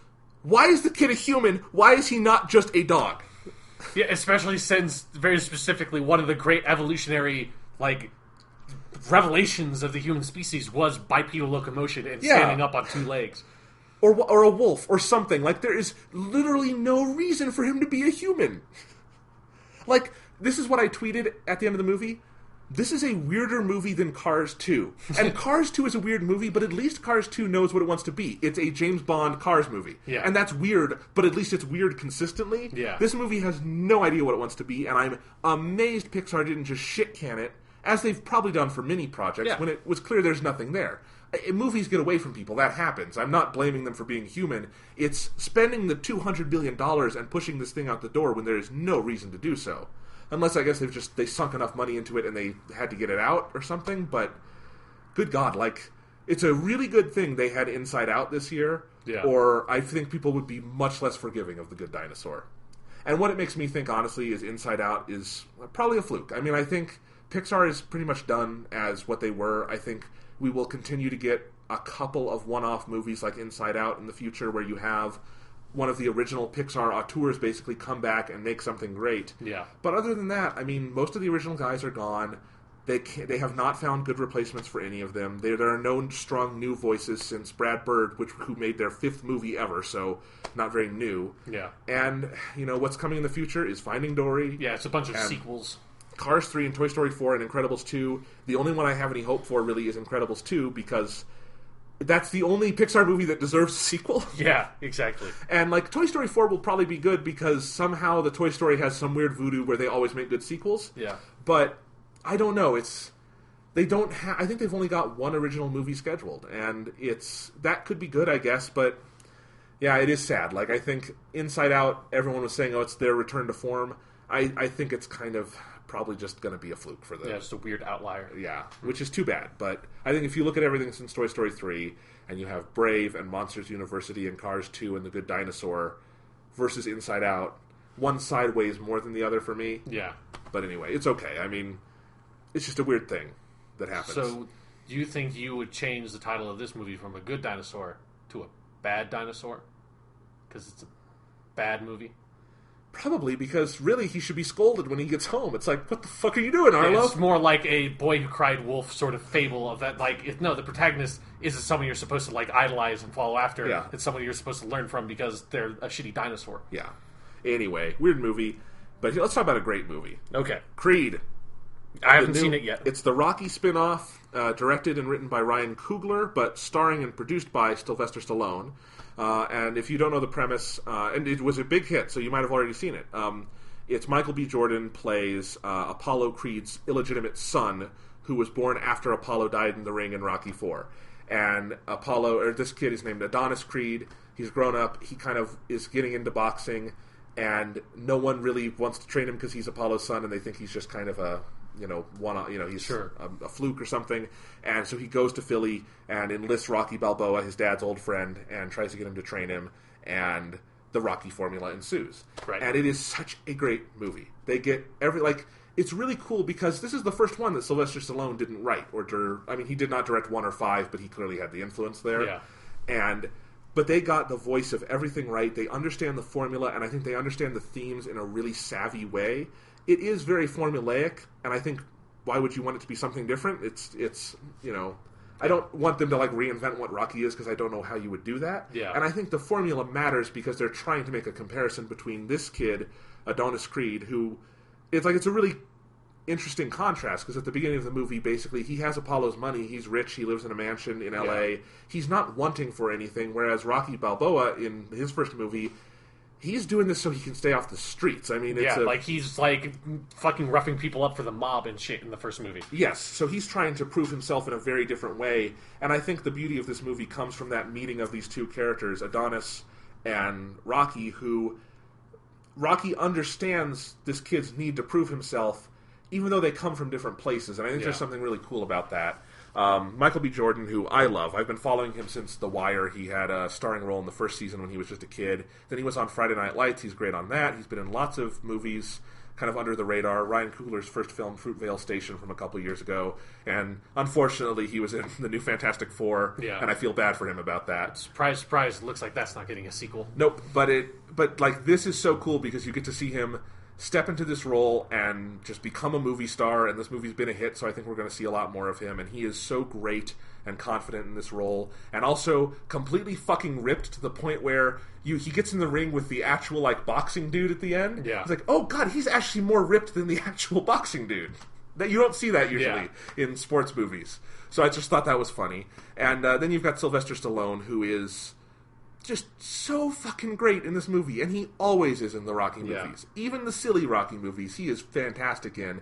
But this is like Rocky 1 or 6 levels of greatness, and maybe even more so. This could be his best screen performance. I'd have to think about it, but kind of the twist, and it's in the trailer, so I don't think this is a spoiler, is Rocky has cancer, and he's kind of trying to deal with that. And some of the stuff, the monologues he gives are so powerful, and specifically him dealing with that while stepping basically into the role of Mickey from Rocky 1 is such rich, dramatic territory for the film to mine. Yeah. And it does it so well. And I think the film it steamrolls you. It gets better and better as it goes along, and by the end, if it had not been in bad form to do so, I would have gotten on my feet and just cheered through the last 10 minutes. You want to do that because it's such a good, it's a Rocky movie. Yeah. And, this is one of the best shot boxing matches I've ever seen, the end. And there's one in the middle that is done in one long take. That is incredible. Yeah. But the one at the end, I think, is so good. It's one of the best versions of the Rocky formula. And at the end, you just want to get on your feet and cheer, and then it's got a beautiful coda. But the whole movie it really, really understands the series while also doing something new. I do think you could watch Creed without seeing the others, and it would just be a movie about a guy who has this backstory. He had a famous dad. His famous dad had this friend who was also famous, and now they're coming together. Yeah. You know, all movies have backstory. This one just, it happens to be culled from a long-running series. But very smart. I don't necessarily need it to ever need a sequel. I don't know if that's what they're looking to do. You don't want Creed 2 where he, like, goes to Russia and, like, hunts down Ivan Drago's illegitimate son and kills him? Here's the thing. If they play it right, they could totally do that. But, you're touching on something that is so fascinating. Creed, the movie, is basically an extension of possibly the silliest scene in the entire Rocky franchise. Sure, yeah. Which is Apollo's super ego death against Ivan Drago. Yeah. And, Rocky going, Drago! And all that. And now you're turning it into this very emotional thing about this kid who was in and out of juvie because he didn't have a dad. Yeah. And, didn't know his dad was even his dad until he was like 10 and his mom died and he was adopted and all this stuff. Does Polly's robot from Rocky IV make a cameo in this movie anywhere? No. This is taking some crazy cyberpunk alternate future where it's like you start from that point where a robot that advanced was just like commercially available in the 80s when Rocky IV was made, and now that it's 2015 in that world, like he's fucking boxing in cyborgs, and it's like the true human versus like the machine, Creed 2. Yeah, I mean, which that's actually in many ways the themes of Rocky IV as clumsily as they are presented. But yes, no, yeah, it's a great movie. You should absolutely see it. And the thing is, it's going to get overshadowed by Star Wars 7. This is what Star Wars 7 needs to be, because Creed is as fresh as it is nostalgic, and I hope Star Wars can do that, but Creed just kind of showed how you do a 70s revival. Right. And I'm going to be really curious to see if Star Wars can match that now that the public kind of has Creed on the brain, which is it's so good. It's such a good movie. One of my favorites of the year. And look, it was going to be either way. I am a sucker for Rocky and this kind of sports movie. But this is so much better than it needed to be, or even should have been. It's on paper, it's not the best idea in the world, but it is executed so well. So anyway, that's movies. Yeah, cool. I'll definitely see Creed at some point. Yeah, I'll try to see it in the theater now that there's another break coming up relatively soon. But yeah, and it is cinematography-wise, definitely the best of the Rocky movies because it's the first one kind of shot in widescreen. They really shoot Philadelphia so well, and they shoot those fights so well. It is visually a really stunning movie. So very good. But fuck all of that. All right. We have Doctor Who to talk about. Yes, we do. So fuck everything else. I am at a point where I just have to start making superlatives. Okay, sure, yes. Look, I was talking about... Jonathan, you make superlatives? I've never heard you do that before. Look, I've talked about Mad Max being one of the best movies of the year. Yeah. Inside Out, Creed. I mentioned Fargo earlier. These just really stunning works of art from 2015. We've talked about The Witcher and Fallout. Yeah. This has been a good year for art, I feel like, in media. Yes. But fuck all of it. Doctor Who is at another level. Yeah. It is transcendent this season. This is one of the best seasons of TV or just general serialized storytelling I've ever seen. And I think these 2 episodes are kind of the culmination of it for me so far. Yeah. Yeah. So yes. That's where I'm starting. Sean, in a general sense, we're going to get into these individually.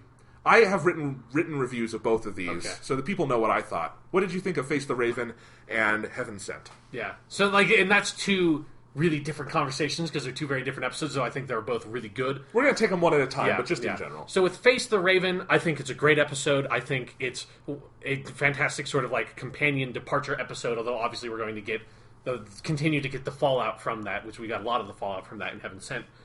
But yeah, I think they've totally earned what happens to Clara. We'll get into spoilers later in case people haven't seen it, but Clara leaves in that episode. And it's a really sort of emotional moment. They really make great use of it. But one of the things I love about it is that does not overpower everything about the story in the way that, especially in the Russell T Davies years, it felt like every time, like it's particularly the season 2 finale, like the melodrama of a companion leaving, of Rose leaving in that season, was just suffocated everything else about the story. Here, it's like it is a natural conclusion of the events that are made and mistakes that Clara and the Doctor make over the course of the episode. But other than that, it is a totally normal, fun, interesting episode of Doctor Who about this returning character Rigsy and going and finding this trap street, which is a street that exists somewhere in London that people just walk by and don't know it's there because of the misdirection circuit or perception filter. And the adventures that ensue because of that, just normal starting point, which could be the plot for any episode of Doctor Who, and just woven into that very naturally is the departure of Clara. And I think that's that is how you write a companion story to me. That's how it should happen. It should be a natural conclusion. It should feel good and interesting and right. That is the last episode for this character. But it should also feel like it is an episode of Doctor Who, and not that you stepped onto the set of a very strange soap opera, which is what I felt like the Russell T Davies ears kind of got into a lot. And even the Amy and Rory episode. Yeah, not as much, but definitely had that element to it for sure. Yeah. Yeah, and this doesn't wallow in that, but when like the moment comes, they let the moment breathe. Well, here's what I'll say. I will get into this deeper later. Angels Take Manhattan feels like a episode reverse engineered to find an exit. Yes. Face the Raven feels like a story that always had to go where it goes. Yes, it felt like, that everything with Clara has been building up to this moment. Yeah. So then Heaven Sent, I think now that we're going to talk about superlatives, I think Heaven Sent, like, legitimately is one of the best episodes of Doctor Who I've ever seen. And I have seen all of them. So, like, that's saying something that is saying a lot. But like, I do legitimately feel completely justified in saying that it's an incredibly experimental episode of Doctor Who. It reminds me a lot of what Big Finish does when they are at the top of their form with the audio plays. But there they are afforded the ability to be highly experimental and play with how you tell a Doctor Who story and what you do with the Doctor as a character, because it's an audio and it's much easier to produce. Here, like, a huge risk in making an episode like this, very easily, because it's basically the Doctor's the only real speaking character, the only real character in the episode. Making an episode like that is a huge risk, a massive experiment, could very easily been a very dull episode, but everybody, at every point in the production, brought their absolute A-game, did everything they could, were like at the top of their form, with Stephen Moffat writing the script, with Rachel Talalay. I was going to say Talalay, and I was like, that's probably not how you pronounce that name. Talalay directing the episode, the people editing the episode, Murray Gold writing the score for the episode, like the people who designed the sets, the people who designed the monster, special effects. Yes, everything about that. But then, of course, hats have to go off to Peter Capaldi for leading that episode, doing this one-hander, being the only character in the entire episode, and absolutely, like, captivating every single moment, capturing every single moment, and captivating the audience throughout the entire thing, and showing the Doctor in a way we've never quite seen the Doctor. This is not just an episode without a companion, which we have seen very occasionally before, is an episode without any other characters, and you see what the Doctor is like when he is on his own, and this episode is able to give us a perspective on the Doctor that we've never quite had before, and while doing so, giving us one of the most smartly directed and produced and just made episodes of television I've ever seen. And that's what Heaven Sent is. And it also culminates in what I think is legitimately the single most badass thing any fictional character has ever done in the history of the human species. It's oh Peter my Capaldi God. comes off as pretty fucking badass by the end of this story. We're going to talk a lot about, in both of these episodes, and I actually think there's something beneficial about talking about them together in a weird way. Yeah. That how do you earn something audacious? Because on paper, some of the things that happen in Face the Raven, and definitely the things that happen in Heaven Sent, if you did not earn them and build to them, it would not work. Yeah. If Clara was a bad companion, neither of these episodes have a leg to stand on. Yeah. If 12 was not as well, laid out as he is as a character, neither of these episodes have a leg to stand on. And so I think we're going to praise these individual episodes a lot, and I think they are in some ways the two best of this season, and Heaven Sent is clearly the best. Heaven Sent is the best, yeah. Yeah, but they don't get to exist without the 10 that come before. Yes. I mean, it really has been a journey to get to this point, and I hope everyone involved on this show and on other shows takes a look at how this season has handled serialization. Yeah. Because they have told largely independent stories that are way more intricately connected than any story arc that Doctor Who has done before in modern Who. Yeah. Even like the Cracks in Series 5, which I think is a fantastic story. Yeah. This is way better than that and way more interestingly done. And you have to wonder, did Stephen Moffat attain enlightenment? Did he go to the top of the mountain and just figure out he shed everything about himself as a writer that wasn't working, and he just became the next level of Doctor Who writer, and then everyone else on the show did the same thing with him? Yeah. It's crazy. Because it is fucking crazy, because it's the 9th season of New Who. Yes. I can't even remember off the top of my head anymore what 35. season we are in. Yeah, 35 overall. And we're also in the 5th season that Stephen Moffat has led. And, for this to be the high point of New Who is insane. That's... I don't understand, because obviously, for me, and I think for a lot of people, the golden age of Doctor Who and the highest sort of like greatest creative output it had was in Tom Baker's first few seasons, where that was when you had Philip Hinchcliffe come on as the primary editor, and then you had Robert Holmes as the primary script editor, and they sort of guided the direction of the show with Tom Baker taking over and Sarah Jane being the companion. And you just get an insane number of like all-time great Doctor Who stories, just like one after the other in those like 3 or 4 years. But then, like, that felt natural because it came after, like, it came with this huge sweep of change. Everything about the show had changed. Like, they abandoned the unit Earth-based stories. They abandoned their expanded supporting cast of the Brigadier and the rest of the unit. Like, you had new creative people. You had the only person staying on was basically Sarah Jane, and everyone else was basically new, going in a completely new direction with the show, and it was just this incredible burst of creativity. And that makes perfect sense. Here, it's the second season with Peter Capaldi. It's the second and a half season with Clara as a companion, and it's the 5th season with Stephen Moffat, like, heading the show. And most of the people writing the episodes this season, with the exception of The Woman Who Lived and Face the Raven, are returning writers. It's not this huge burst of brand new people all over the place, like pouring their creativity into Doctor Who, like what season 5 felt like. Yeah, exactly. Yeah. It is it's just like all of a sudden, just everyone's like, we're just going to make like one of the best seasons of Doctor Who of all time, and we're just going to fucking do it. I don't care if I've been doing this for 5 years. Like, I'm just going to do it. And look, then they just fucking did it. I have my theory on this, and I think this will transition us into Face the Raven. Okay. I think it's Capaldi and Coleman. And I think it's Stephen Moffat clearly was running a pretty creaky ship in Season 7. I think that he was inspired by what he had in that cast for Series 8. And then I think he saw what they did in Series 8 and said, okay, we have to rise to that, and we can rise to that. Yeah. And I think having that foundation is just, to me, that's what's done it, because it's been my theory since, like, episode 4, and it's been reconfirmed every time we come back to talk about the show, which is that every episode is, how can we challenge Peter Capaldi more? Yeah. It's like this sadistic game for the poor guy of what can we throw at this actor before he breaks? Like, let's just give him, like, a 10-minute fucking monologue at the end of this episode. Let's give him a 10-minute monologue at the end of that one. 2 episodes later, let's have... spoilers from here on out. Yeah. Let's have his best friend die and have to have him emote about that in a way a Doctor has never had to do before. Yeah. On that level. That is a pretty unprecedented action for this show. Yes. And then let's just give him dozens of pages of dialogue and have him be on his own for a extra length episode. That's the other thing. Heaven Sent is not short. It's 55 minutes. Yeah, exactly. Which is fascinating. Because you wouldn't blame them if they did their 40-minute bottle episode. Yeah. No, they went all out. 55 minutes. And, yeah, it makes me wonder, what the hell are they going to do next week? Exactly. It's crazy, but I do think... it's a joke in half on what I'm making, but I do think that's kind of the idea is... you have someone this good, and you have a companion supporting that performance who is this good.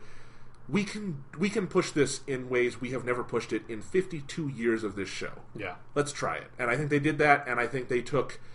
every single episode this year has taken a huge swing. I think they missed once with the Sleep No More. And even then they missed, but the ambition is so kind of cool that you appreciate the episode on that basic level. And it's just they kept swinging and throwing the dice, and it just has paid off every time, because I do think it's the spirit of collaboration. Everyone is on their A game, and it is fascinating. But Face the Raven, let's go to that. All right. I really liked what you said about how, obviously, the most powerful thing about it is the ending. Yeah. But it's a really good episode until you get there, too. And it's kind of funny, because I did write about it, because we weren't going to podcast, and I thought we should have something about it.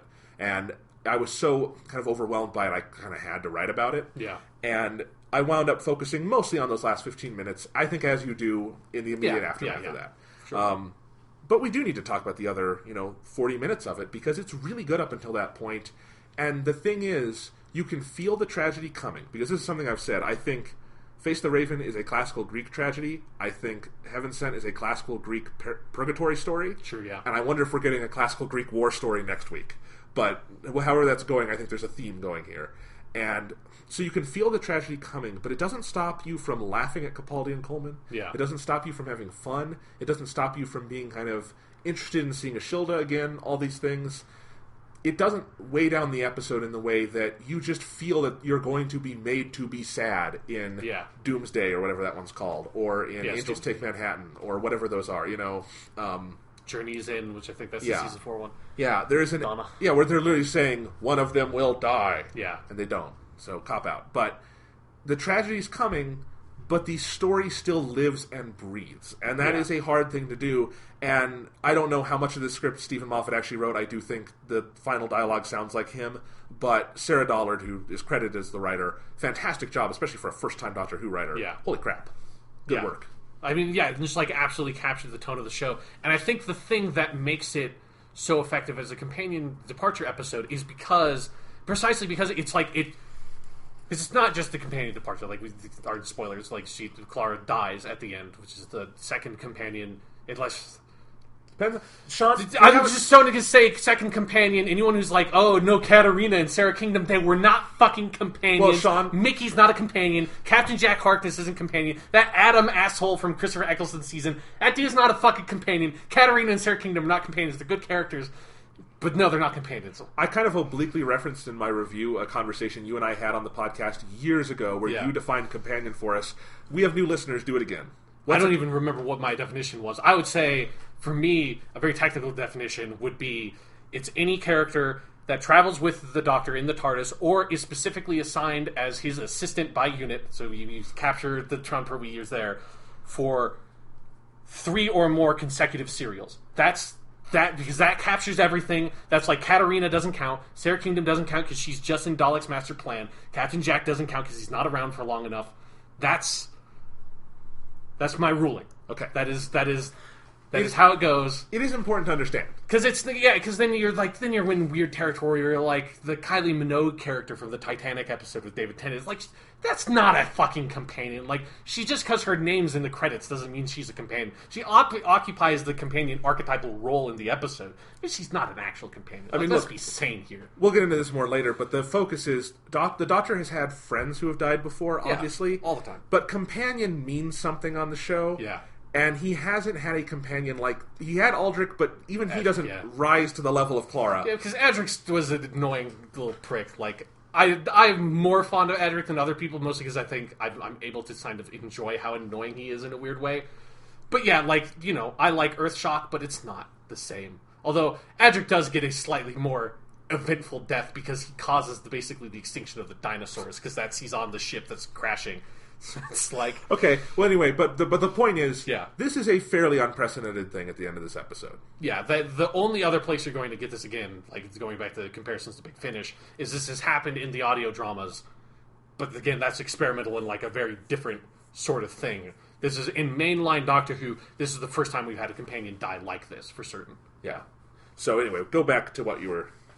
You were on some train of thought. Yes, I was. Yes, right. So Clara dies, the only, like, real companion to die, like, on the show proper. And one of the things that's great about it is that, like, it's just a normal episode of Doctor Who, and she just makes one mistake, and that's it. And that's all that it takes. And it adds a level of sort of threat into Doctor Who again, and it's the appropriate way to do it, of just, like... Because obviously, like, logically... Traveling around with the Doctor is an extraordinarily dangerous thing to do, but practically, in making the TV show, you can't actually do that. You can't have the companion character die every single time, even though that's probably how it would go if you're, like, running into fucking Daleks all the time and you're some 20-something, like, London woman. Like, you're not going to know how to fucking fight Daleks and Cybermen and, like, survive that. Like, it's amazing. It's a goddamn miracle they ever survived 5 minutes with the Doctor, you know? So, like, this is how it should be, it's just one mistake. It's one innocent mistake. She's trying to do what the Doctor does all the time, and she's doing it out of, like, a sense of compassion and out of a sense of being noble. And it's like, probably, with the information she has at the time, it is probably more or less the right choice to make, other than not telling the Doctor is probably not the smartest thing, but it's understandable why she wouldn't. And what it really comes down to, it is what the Doctor says, is like, there's nothing different about you and me. I'm just less breakable. And that's really what it comes down to, is that the Doctor can just get away with taking more risks than a normal human can. And if you're taking that many risks like Clara has been taking, she's just going to die eventually. And it's not really anybody's fault. And that's the tragic element of it. And again, that's exactly it. Because we talk about culmination. And that's my point, is that I feel like we had gotten to a point where... By episode 10, which is Face the Raven, I kind of felt like the story had been arced in such a way that if Clara didn't die an unnatural death, that wouldn't be the arc they were building, you know? Because I think they had tried to, as we'd said, they weren't super overt about this. It's very subtle and natural and human, but she is the companion who's defined by how much she becomes like the Doctor. Yeah. She becomes a mirror image in many ways, and with 12 specifically, she becomes more like the Doctor than he is at times. Yeah. Because for God's sake, she even, in this episode, I thought it was a brilliant touch.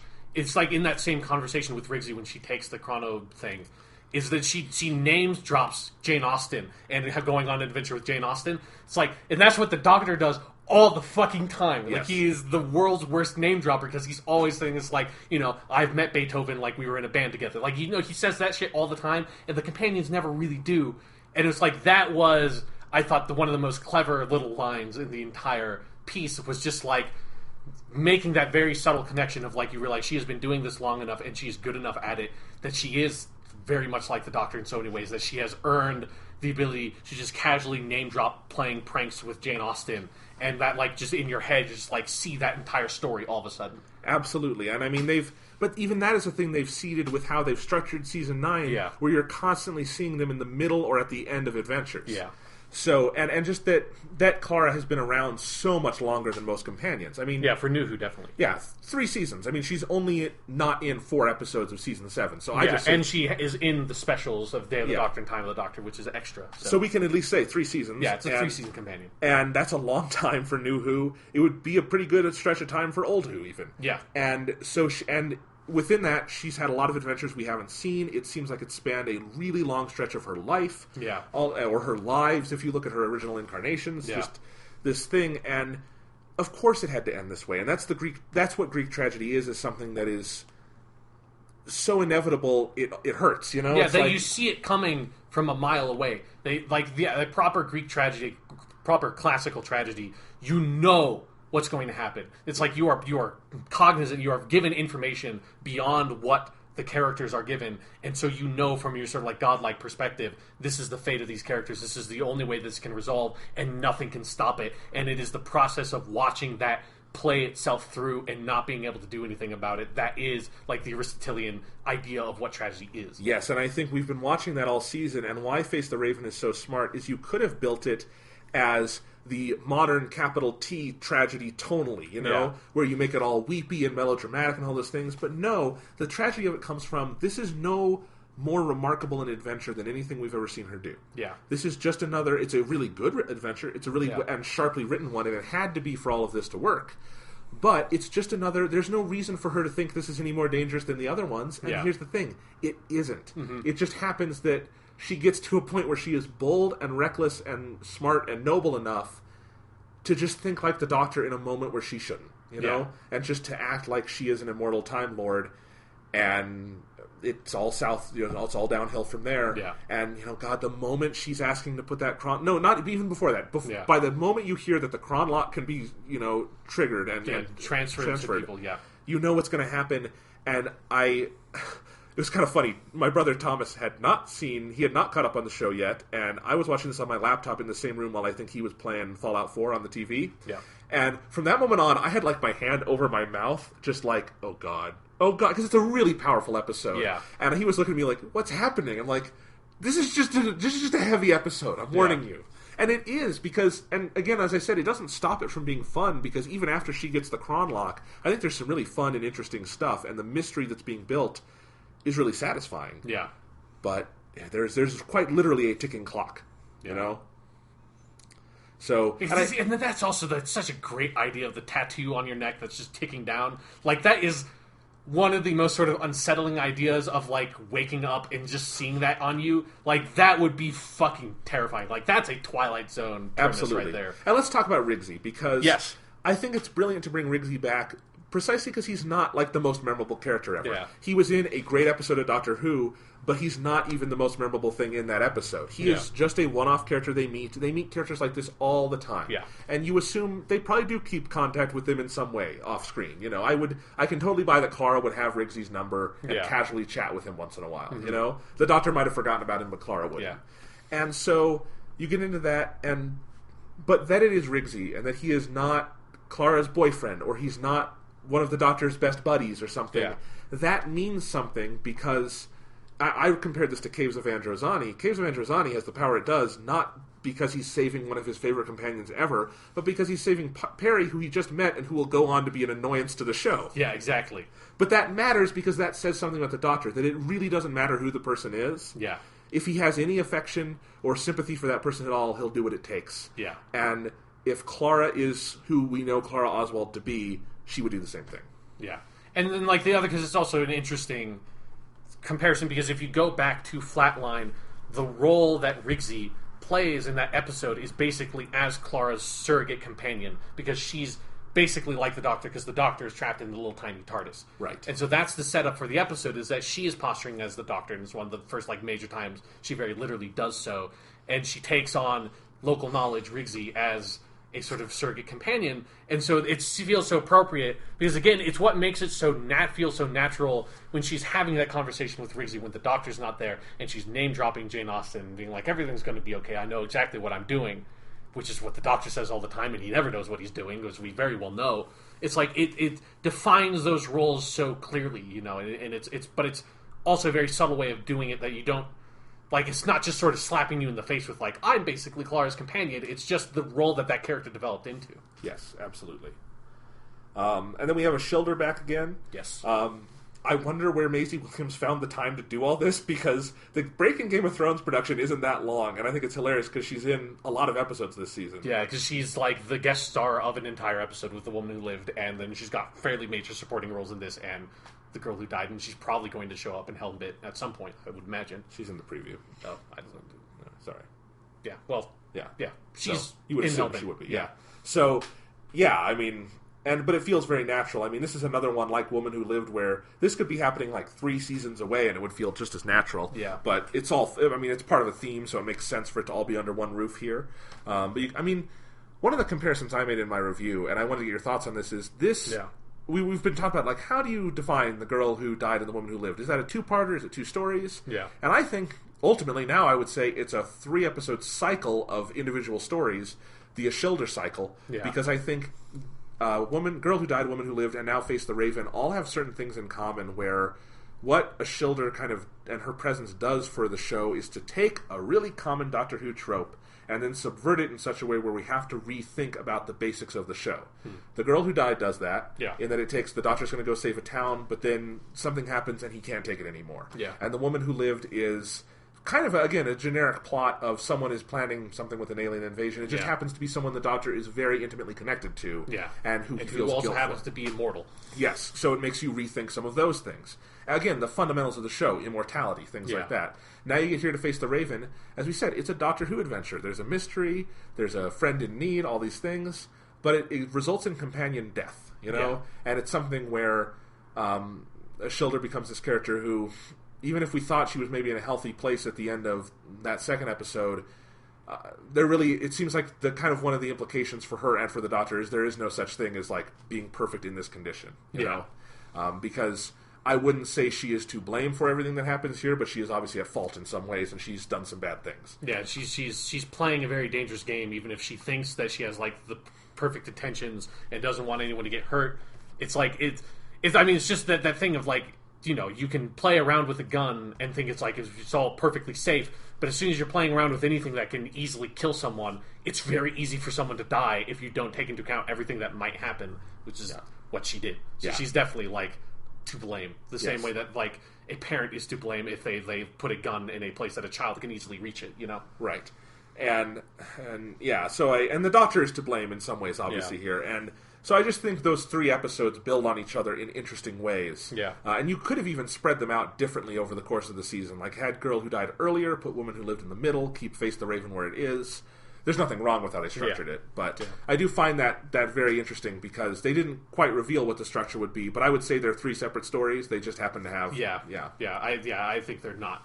Yeah, the Girl Who Died and the Woman Who Lived are not quite a 2-parter. No. The same way that, like, Face the Raven and Heaven Sent are also not quite like a 2-parter thing. They're just like connected stories. And it's something I love about both of these, and I hope next week's finale, is they are very much individual stories with a beginning, middle, and end. They're just part of an overall narrative we're seeing. Yeah. And like the end of one episode thrusts the Doctor into the beginning of the next one, which is how the show started. Right. But if you just watch Heaven Sent on its own, it's perfectly satisfying. Yes, yeah. Yeah. It's not like I'm like, I have to see next week before I can figure out if this is good. Yeah, no. Which we've had before, and that's fine. Yeah. But that's not the case here. So, yeah.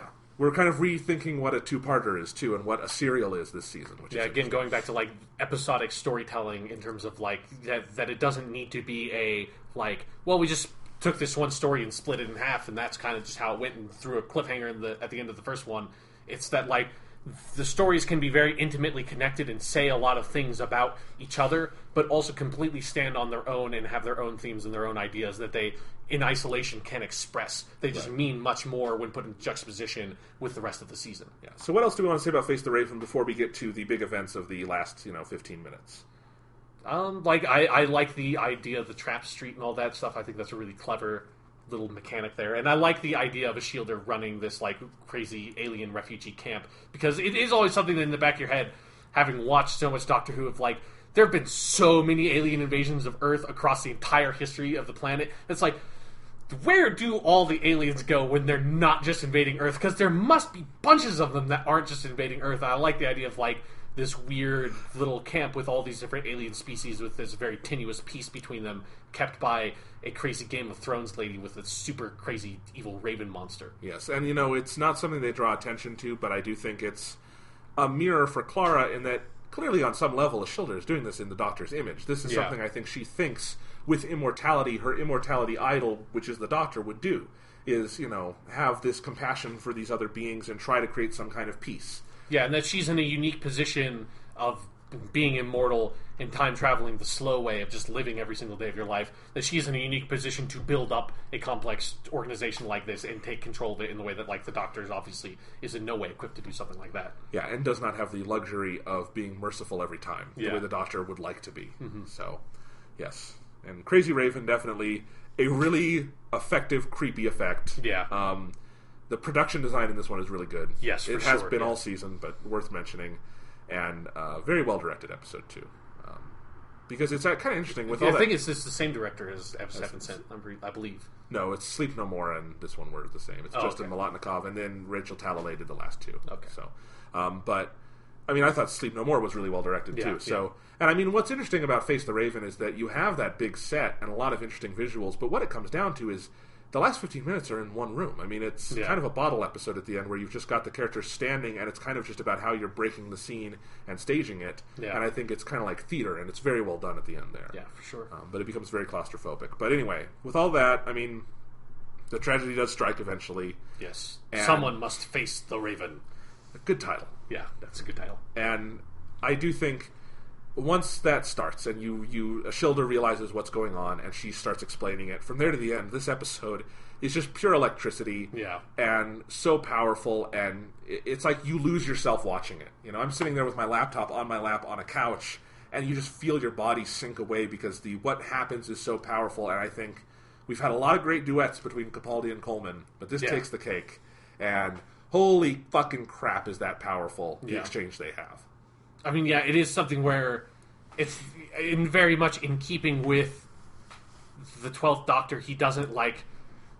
I mean, he gets obviously very angry with the Ashildr, but, like, he doesn't explode in the way that, like... In particular, I think the 10th Doctor had this habit of just, like, jumping all over the place and being very theatrical. Whereas, like, he blows up at Ashildr, understandably, but then it's more that, like, he's just very sad. Like, and it's really heartbreaking to watch him, because he doesn't know how to react to it. It's not about being sad or angry or anything. It's being broken. He has no idea what to be. Yeah, I mean, the sadness comes later. That's what's interesting. Heaven Sent is where he falls into melancholy. Yeah. Here, this is just... He is at his most vulnerable, and as I've said before, I think vulnerability is what defines the 12th Doctor. Yeah. And this is such a pure moment for him, and I think you look at the two sides of that duet, because I think this is Jenna Coleman's episode. It belongs to her. Yeah. She's great. But what Capaldi's challenge is to be mostly silent in that exchange and give the room to her while also just letting the Doctor's eyes be red and puffy and be broken in a way we haven't seen him before, while she tries to be the adult in the room, as she is in this relationship. Yeah. And it is definitely, like, you don't get the Doctor making a huge speech there. Like, and for the majority of it, he doesn't really have any lines. There's, like, that one that really kills me because the whole thing that Clara's doing that I love is she's like, she's so practical about it, which is very much like Clara, where she is just trying to control the effect of her death. It's like nobody's going to suffer for this, and she's like telling the doctor, you're not going to go on like the war path because of this, and she's just trying to like minimize the fallout from her own death and just like try to make her death as good as it can be, which calls back to The Girl Who Died, where the doctor says the only thing you can hope for is a good death. And so she's trying to do that, and she says like, I want to make sure that like nobody suffers if they don't have to. And then the doctor says, well, what about me? It's like, it's that line like really hits you, because like there's nothing, because as Clara says, there's nothing anyone can do about that. I transcribed a bunch of this because there are two in particular that kill me. She goes through this whole thing that ends with, I know what you're capable of, you don't be a warrior now, promise me, be a doctor. Yeah. And he starts to make what could be a speech. He says, what's the point of being a doctor if I can't cure you? And his delivery just slays me. Yeah. But he gets cut off. She jumps in and on the word you says, heal yourself. You have to. And that is the key there, is that they don't let that moment linger. It cuts because he says it, and she doesn't let that enter. She just says, no, there's something beyond that. And then when he says, what about me? That's where it hangs. Yeah. That's where she thinks for a moment and then gets back up and says, if there's something I could do about that, I would. Yeah. Guess we're both just going to have to be brave now. And that is the most Clara Oswald line we have ever had, I think.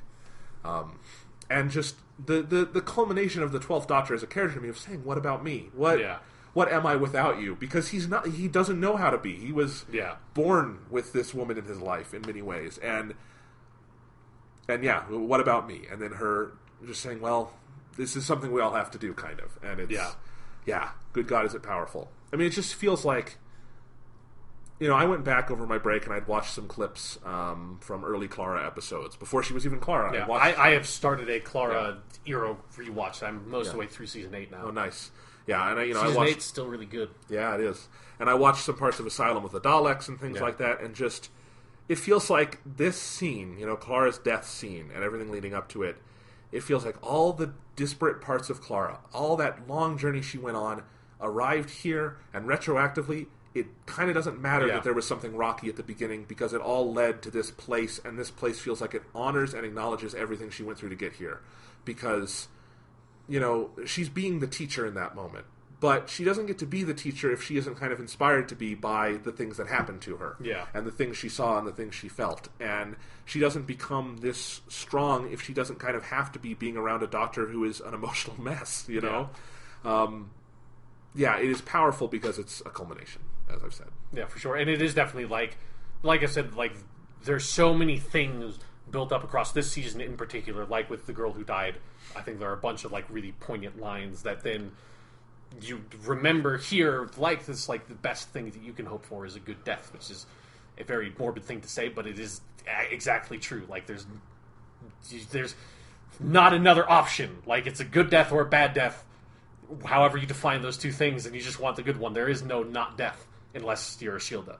And there's a lot of little moments like that peppered throughout this season that does make this like so impactful that you do really fully understand what this loss is going to mean to the Doctor now, and then like what it means for Clara now that she is at this point, and she's says in this episode, like maybe this is kind of what she wanted, because this is the first time in the end of this episode Danny Pink's name comes up for the first time in this entire season, but like his specter I think has been there for the Clara character the entire time. Like she's not like wallowing in grief necessarily, but the impact of him having died and her not being able to help him, I think it's like such a part of her character arc that's just very understated here, that like I feel it's very appropriate that at the very end he comes up again, so that again, like with the idea of a good death, because that's how he died, sacrificing himself to save that boy. Yes. Yeah. And I think there is something tremendously poetic about the dialogue here. And I definitely thought about it when I was reviewing Heaven Sent, that I think Stephen Moffat has adjusted how he writes dialogue a little bit, even though he's had, the Zygon inversion with a 10-minute speech, and he's had Heaven Sent, which is, 50 minutes of dialogue. I think he's a lot more compact in how he uses language. And again, I don't know what he did and didn't write for all this season, but there's an interview where he confirmed he wrote the whole speech in Zygon inversion. Yeah. I'm guessing he wrote this scene with Clara and the Doctor. Probably. And I'm guessing a lot of those other moments I would point to as being really poetic in how the dialogue is written. The end of Girl Who Died, a lot of the stuff in Woman Who Lived, the lines we're referencing now. Yeah. It feels like there is an authorial kind of overhang to all of it, where it all is part of this same voice. And it's really beautiful, and I think it kind of culminates, when we get to Heaven Sent, and you have the whole ending with the Brothers Grimm fable about the bird, and it feels like it's coming from that kind of thing, where it's very succinct ways of expressing really big ideas, and that's all the lines we're pointing to here. Yeah. Her reference to Danny Pink is not a speech; it's a line. No, yeah, it's you could very easily miss it, which I almost did. Like I didn't quite catch it and rewound the scene really quickly when I was watching it the first time because I wasn't sure what she had said. But its impact on the scene is immense. Yeah. And I think there's a lot of that. And I think that's what I've rewatched the Zygon inversion scene yet again over the break because Thomas was watching. I'm like, let me watch those last 15 minutes with you. And that's a speech that is so dense. It's not spending 10 minutes to say a little. It's spending 10 minutes to say a lot. Yeah. And it's a lot of dense, packed lines, and that's why it has the power it does. He's not just talking for the sake of talking, which is something I think Doctors 10 and 11 would do as part of their characters. Yeah. That's not who 12 is. And I think Stephen Moffat and company, if nothing else, have that voice down so pat at this point. Mm-hmm. It's just incredible. And then Clara's voice, too, obviously, because Jenna Coleman is great, also having great material to play. Yeah. And, I am so glad she decided to stick around. Yeah, it's such a weird story with her companion. It's just because of how strange the Impossible Girl stuff is, although, now that I've rewatched that stuff with the perspective we have now with her leaving, I think that stuff does fit in an interesting way that I don't believe is intentional, but it creates a stronger narrative that I think we'll talk about with a season retrospective or something next week. Yeah. But she had that weird half season, and then she was just sort of grandfathered into all the 50th anniversary insanity, and she just was the incumbent companion for that, and so she was just sort of along for the ride. And then she's there for the time of the Doctor because Matt Smith decided to leave, and it feels very much like he probably decided to leave a little bit earlier than anyone was expecting based on all the production changes. Because that is still, it's always crazy when you go back to the season 7B and you get the shortest lived opening theme for Doctor Who of all time with the planets and the it's really good. It's too bad. It's really good, and it's the return of the credits face that has luckily stuck around through the Capaldi years so far. But you have that weird half season, and then you get what in some ways feels like a character reboot, and in other ways now feels like more of a change in how we see the Clara character because of the change in how the Doctor sees the Clara character with Deep Breath, and her now becoming much more of kind of how the other companions were handled, with her having a more explicit sort of character arc and getting more invested in her as a character and her life as a person. And you get all the Danny Pink stuff, and then you get to here. And then you get to where everyone basically thought that Jenna Coleman was going to leave at the end of season 8, and then Last Christmas was designed as a way for her to leave. Actually, no, the end of season 8 was designed as a way for her to leave. But then she decided to stay for the Christmas special. Then the Christmas special was designed as a way for her to leave. Then she decided to stay on for season 9, so they changed the end of the Christmas special. And now she's out here for all of season 9, basically, with this season feeling so designed as a way of, one, capitalizing on having a companion who has been around long enough that you don't need to focus on her as a character to make her appearance feel justified, so that you can tell really good Doctor Who stories without having to build a really explicit character arc for her. But then also, you are able to embed a much more subtle, a much more powerful character arc that then builds to her final conclusion. And so that whole character arc and that everything that has come before informs everything of where the character has been involved in 3 incredibly different seasons and styles of the show. And we could only have those different kinds of versions of the show because she was there. And so it feels so appropriate now that she gets to leave on the top of the best season that the show has had. Yeah, I mean, it is crazy when you think Stephen Moffat must go home and thank every deity he can think of every night that she decided to stay around. Yeah, because this season it just would have been materially different. It wouldn't have been anything. You couldn't have done almost any of these stories with a new companion, or it would have changed them so much. I feel if you tried to introduce a new companion and develop them along with it. Well, the overall arc, Heaven Sent does not get to happen in any way without Clara specifically. It's not just about the death of a companion. I mean that's. And I wonder if that's what it was, if he just knew this is what he wanted to do. Because I wonder, this season is making me think that Stephen Moffat in an ideal world is more of a classical Doctor Who writer than we thought he was. Yeah. Because it's like, this feels like the ideal version of what he's maybe wanted to do, and maybe for production reasons or marketing reasons or whatever, he's gone in different bombastic and kind of populist directions. Yeah. But now this is just down to business, doing more serial kind of two-part stories, Yeah. and kind of subtler arcing and stuff like that is drawing more from Classic Who than it is New Who. Yeah, it feels like a better fusion of what Classic Who was in its structure and what modern TV has innovated on in terms of what you can do with an episodic sort of storytelling style. That combined with what we learned in Heaven Sent, which is clearly he wants to tell a Time Lord story. Yeah. I think he has had certain maybe urges as a Doctor Who writer that just weren't fulfilled in his early years for whatever reason. So, and having Clara around for 3 seasons just worked because the constant overturn of companions in the RTD years didn't allow for this kind of storytelling. So it's very interesting to me. But anyway, so one other thing I want to say about Face the Raven. All right. The last scene, when Clara's going to die, Murray Gold brings back the Clara theme from her first appearances, and the way he transforms it, and it ultimately becomes this sad grief theme for the Doctor, is an amazing piece of composition. Yeah. Really, really fantastic, because we actually haven't even heard that theme in a while. I think she had almost outgrown it in some ways, and then we bring it back, but it's utterly transformed in its orchestration and its tone and everything. That really hit me as hard as anything else. Yeah. And we have a lot more to say about Murray Gold in a minute, but Face the Raven, we're going to say a lot about the collaborators on Heaven Sent.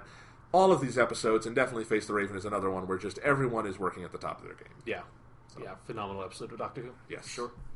All right, so Sean. Yes. Now we come to the big one. Yes. Heaven Sent, episode 11. We pick up in the immediate aftermath, seemingly, of Face the Raven. Doctor is transported somewhere strange. He is in a castle. It moves. He is all alone. And one of the greatest things I've ever seen ensues. Yeah. Yeah. Yeah.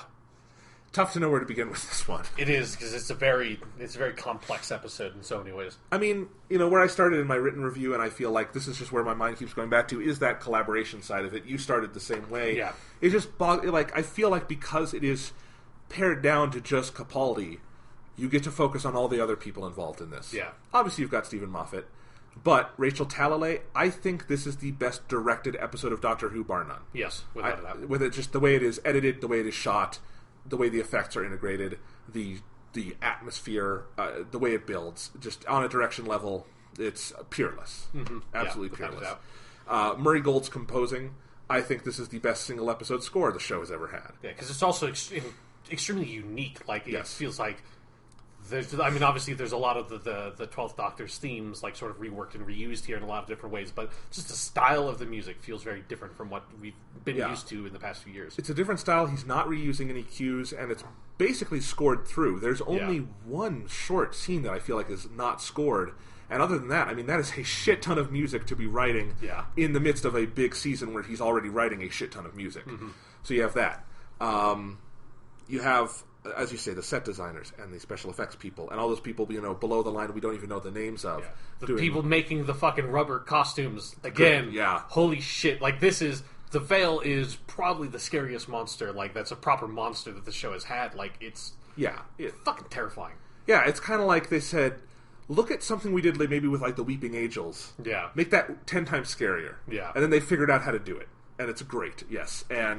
And then you've got Peter Capaldi doing this, and then you could very conceivably make the argument that this is the best acted episode of the show, if you wanted to make that argument. And as I said on Twitter last night when I finished watching it, that is a shit ton of bests for one episode to have, and then you have to start thinking Pantheon levels. Yeah. And as you said, at the very least, it's one of the best. Yes. Yeah. It's a weird conversation to try to get into comparing this to episodes of classic Doctor Who, just because of how vastly different the production style is and, like, what they have access to and what they can make. But if you're throwing it into New Who, like, this is, like, easily is one of the best, if not, like, the best episode New Who has had. I mean, let's just keep it with Stephen Moffat episodes for a minute. Okay, yeah. Because I think, and this is part of why it's so satisfying, because I came into Doctor Who with New Who. Yes. And because of that, Stephen Moffat was kind of your hero in those early years. Because back in the RTD days. Because RTD days, they had good episodes. Yeah. But I think, Russell T Davies himself is not a writer on Moffat's caliber. And I think the general quality of episodes was spotty in those years. It went up and down. And But then Stephen Moffat would come in once a season and just deliver a stone cold classic. Yeah. And just kind of drop the mic once a year and do something great.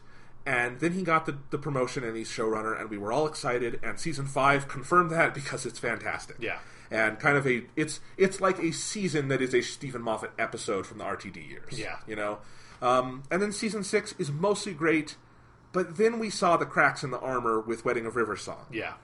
Which is probably one of the messiest episodes he's written. Yeah, and it wasn't, and not just Wedding of River Song, but also the way throughout the season, I think, Yes. like, as it progressed, you got, like, there's, like, some of my favorite episodes of the Matt Smith years, without a doubt, are, like, The Girl Who Waited in the God Complex, which are in the latter half of season 6, but, like, the ways in which the arc built and the ways in which it intruded on you, that even though I think the Day of the Moon and the Impossible Astronaut and Day of the Moon are both two really good episodes. It's a really good season opener, and I really like Good Man Goes to War. I like Let's Kill Hitler quite a bit. I think all those are good episodes, but like they still don't quite have what season 5 had in terms of building up an interesting cumulative plot line. And along the way, I think you like you said, you start seeing the cracks in how he handles that plotting and how like the River Song character and how her arc is just like doesn't quite work and fit in the way that the cracks thing did, and then you get to Wedding of River Song where it just all falls apart.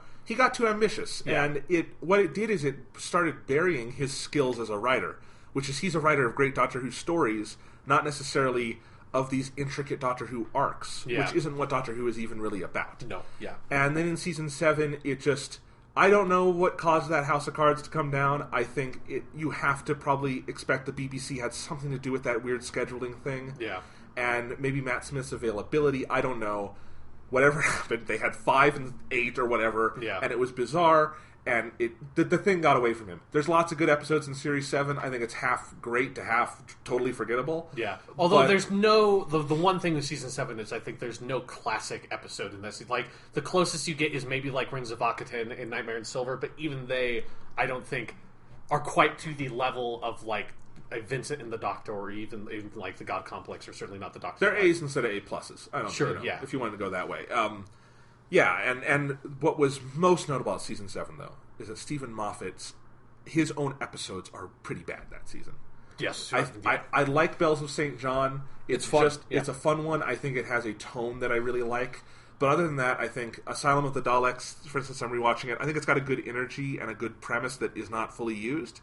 The Snowman is messy in its own ways, and the Name of the Doctor is awful. So, you've got that. And then from that, I think he started improving after Series 7. His episodes in Series 8 there's some really good ones. Listen is almost a Stephen Moffat classic. And I forgot to mention the 50th special, which is really good, but even then you've got some reservations about it. Sure, yeah. And I think Listen is almost classic Moffat, but with some reservations. Yeah. And... that one's like, upon a recent rewatch, I think that one's a lot. My opinion on it has improved a little bit more. Of that, like, I think the ending of it is not quite as annoying to me as it was originally, because part of it is just knowing that that's how it ends makes it a lot easier to accept that the ending is not perfect.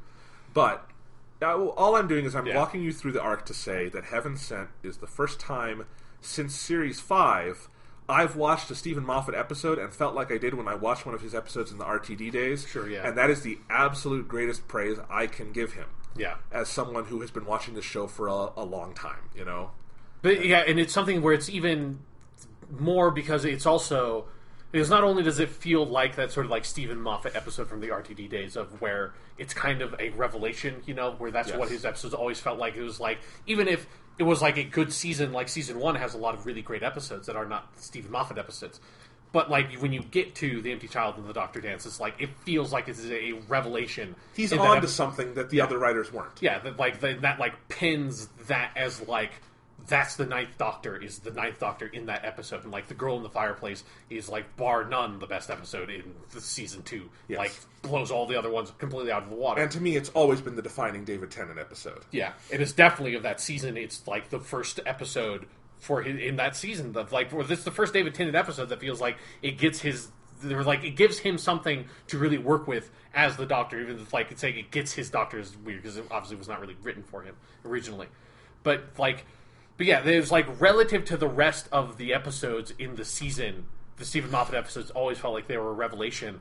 But when you have the show at a higher average quality, which I think it consistently has been in the Stephen Moffat years, even if season 7 is fairly rocky, like having that revelation-style episode with the bar raised to where it is now on average is like fucking crazy. And that's the key where we have to go with this, right? Is that it feels like that revelation, but not in a subpar RTD year, in a all-time great Moffat year. Yeah. And suddenly you have Heaven Sent, which is... We've already, I think I would say there's a couple of episodes I would give the A+ stamp to. Yeah. But then what stamp do you give Heaven Sent? This is transcendent drama. Yeah. I mean, and let's get into it. I mean, I think there's so many ways you can approach this story, and I actually did something I don't do much and went out and looked at other reactions to this episode online. Sure, yeah. And I think I read some beautiful takes on it. I think it inspired some good writing. We've mentioned the AV Club's reviews of this season, and I don't usually read those in depth. I read that guy's whole review for this one. It's beautiful. Like, the way he... Or she, I don't know. He. It is a he. Okay. Yes. Just realized Alistair Wilkins. Don't know the name of the author. Shouldn't make that assumption. But anyway, it's he now that I know. Just analyze the episode. It clearly inspired something in his writing about the show. And I think I've seen takes that are different than mine, but are completely compatible because that's what good drama is. And I think, I approach it as, I think this is an allegory at its finest. I think it is this beautiful purgatory and grief story. Yeah. And I think, on paper there are things about the story that are ludicrous that feel so emotionally powerful in execution because they feel so honest. And that, I think, if I have to, mix down my feelings on Heaven Sent into, one sentence, it's that I think this episode utilizes the core of what Doctor Who is in a way most episodes, even great episodes, don't, because it reaches for the stars in such a big way, and it uses the cosmic scale that Doctor Who has, a scale and a perspective no other TV show or ongoing narrative has, to analyze the very basic human function of grief. Yeah. And that is so powerful, because again, no other show or story or book or whatever can analyze it the way Doctor Who does. And this one just goes for the races with it, and is incredible. Yeah, no, I completely agree, and it really is... allegory is the right word for it, that it's every single element of the episode is used to represent a facet of, what grief is to you, and it's the way even that it opens with that sort of his sort of monologue on the shadow of death that, follows you, or that can be read as the shadow of death or the shadow of grief, which is what the veil is. It's just this thing that is following you constantly, and you're always running away from because you don't want to have to face it, and you don't want to have to face up to the reality of what it is. And then trying to work through that trauma is like trying to punch through a fucking wall made of diamond, Yes. It's just there's nothing else to do. There is no clever solution. There's no way to just sort of step outside of it and be like, haha, I fixed it, I figured out the rules behind this castle, and I just sort of tweaked the thing and sonicked this and I'm out. It's no, the only way to do this is for me to go through this laborious process, fucking go through a week or whatever of running away from this fucking crazy evil monster thing, getting to this one point, realizing every time I get to that point what my plan is, what my plan has been for thousands, millions, billions of years, which is to get a couple of punches in on this wall and then fucking die so I can go do it again and just keep on doing that. And that is what it is. And what it is waking up every single time with the grief of Clara's death completely raw. Yeah, anew. He starts this cycle, and knowingly starts this cycle every time, a raw, festering wound. Yeah. And he tries to heal himself and tries to heal himself, and the answer is, there is no way to heal a wound like that. You just have to fucking punch through it. Yeah. And so you punch through it. It is an ingenious allegory. Yeah. And the thing is, I feel like, talking about Moffat's writing, there is some Moffat 101 stuff in here. Yeah. The idea of the cycle, the idea of millions and billions of years passing, all these things. He likes to do that, but I feel like he had to grow as a writer to get to this point. Yeah. Because now I look at, The Time of the Doctor or other stories where he's done these kind of cycles of time, and where time just passes in these unfathomable stretches. Yeah. And that feels like a rough draft of something like this, where he's trying to get at something about time and about life and death. And obviously it's really tough to do, because those are the biggest ideas we can grapple with. And finally here he breaks through his own wall and finds a way to express that, and suddenly I almost see what he's been going for 5 years now. Yeah. and it's like, this was it. This was the building point, and you arrive here, and good God, it's just so powerful. Yeah, because it's him taking what he loves to do, which is playing with the idea of time and time travel. And this is obviously, it's not quite literally time travel, but it's a similar sort of like time loop-ish thing that is going on here. And he loves doing that shit all the fucking time. Like, all of his stories are full of like the bootstrap paradox kind of idea. But it usually feels like that's more or less in service of being a really cool story, which there's nothing wrong with that. I mean, we're talking about Doctor Who. That's the core of what Doctor Who is just a really cool, fun story, and that's what you want to tell, and that's how you do it. But like when you look at Blink, there are some like really interesting character drama elements to Blink, but at the core of it, it's this really fun, interesting sort of mind-bendy horror story, and that's what it is.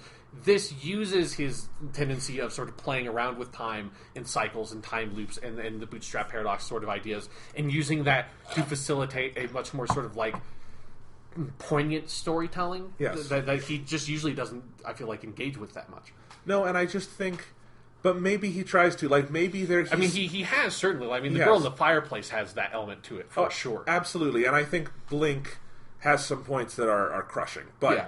I mean, there's definitely the scene where Sally Sparrow walks in on the police dude, yes, who's now he's old. But this is my point. I think maybe we saw it for all those years as he's trying to tell a cool story. Maybe he saw it as he's attracted to this because it says something to him about mankind. Yeah. And that as an artist and a writer, that's what you chase, is whatever makes you feel more in touch with your own humanity. Yeah. And, you know, we're only seeing the finished products. We're not seeing the art as a journey that compels you to do something that makes you whatever the auteur, whatever your fetish is, that makes you do these stories over and over again. And I feel like we've almost learned something about him as a person watching this episode. Yeah, that his fetish is a mountain of skulls. Well, it's just that, you know, I think you finally see the method to a lot of that madness, which is that within those cycles of time and all those loops and stuff, it's not just that it's cool, it's that there's something there in the premise of Doctor Who and the idea of time travel and of immortality and all these things that opens things up about humanity and existentialism to him. Yeah.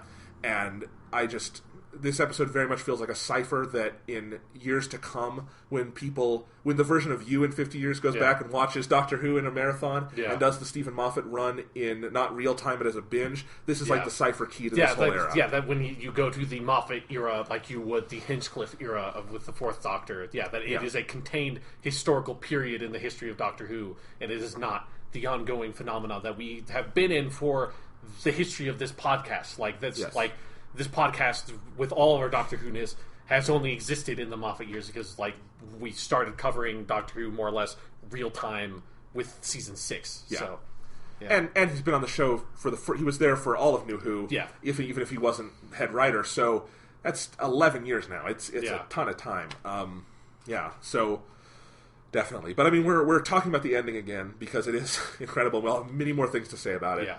But I think I love the pace of this episode. Yeah. I think the general step-by-step getting us there, where it's never like it stops becoming scary, but they're definitely, the fear is so raw at the beginning, as it has to be, because that's what grief is the fear of, how do I live with this changed world? Yeah. Again, the allegory is, what purgatory isn't a place we go when we die, it's basically a place we're thrust into when we're alive, and we don't know how to feel. Yeah. And it is a maze, and it is something that changes on us and is fungible with our emotional states and with how honest we are willing to be with ourselves, which is what the Doctor has to do in this episode with his confessions.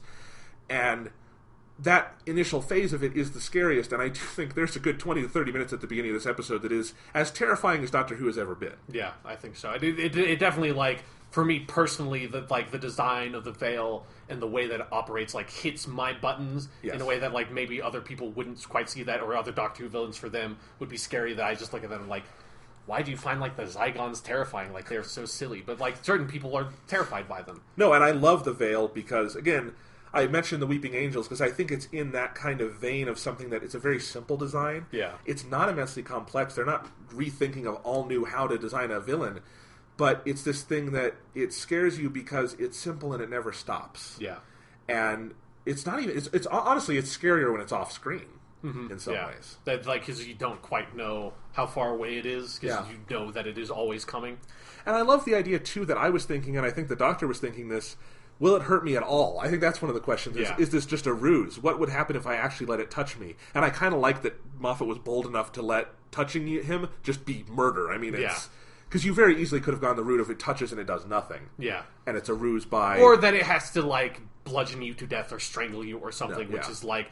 When you get to that territory, then, like, practically speaking, like, well, if it's going to take the thing, like, 5 minutes to kill you once it gets to you, it's really not that threatening. Like, it's a pretty manageable issue at that point. But I do like that the payoff is, it's a threat. It's a very real threat. If it touches you, like, you get fucking fried.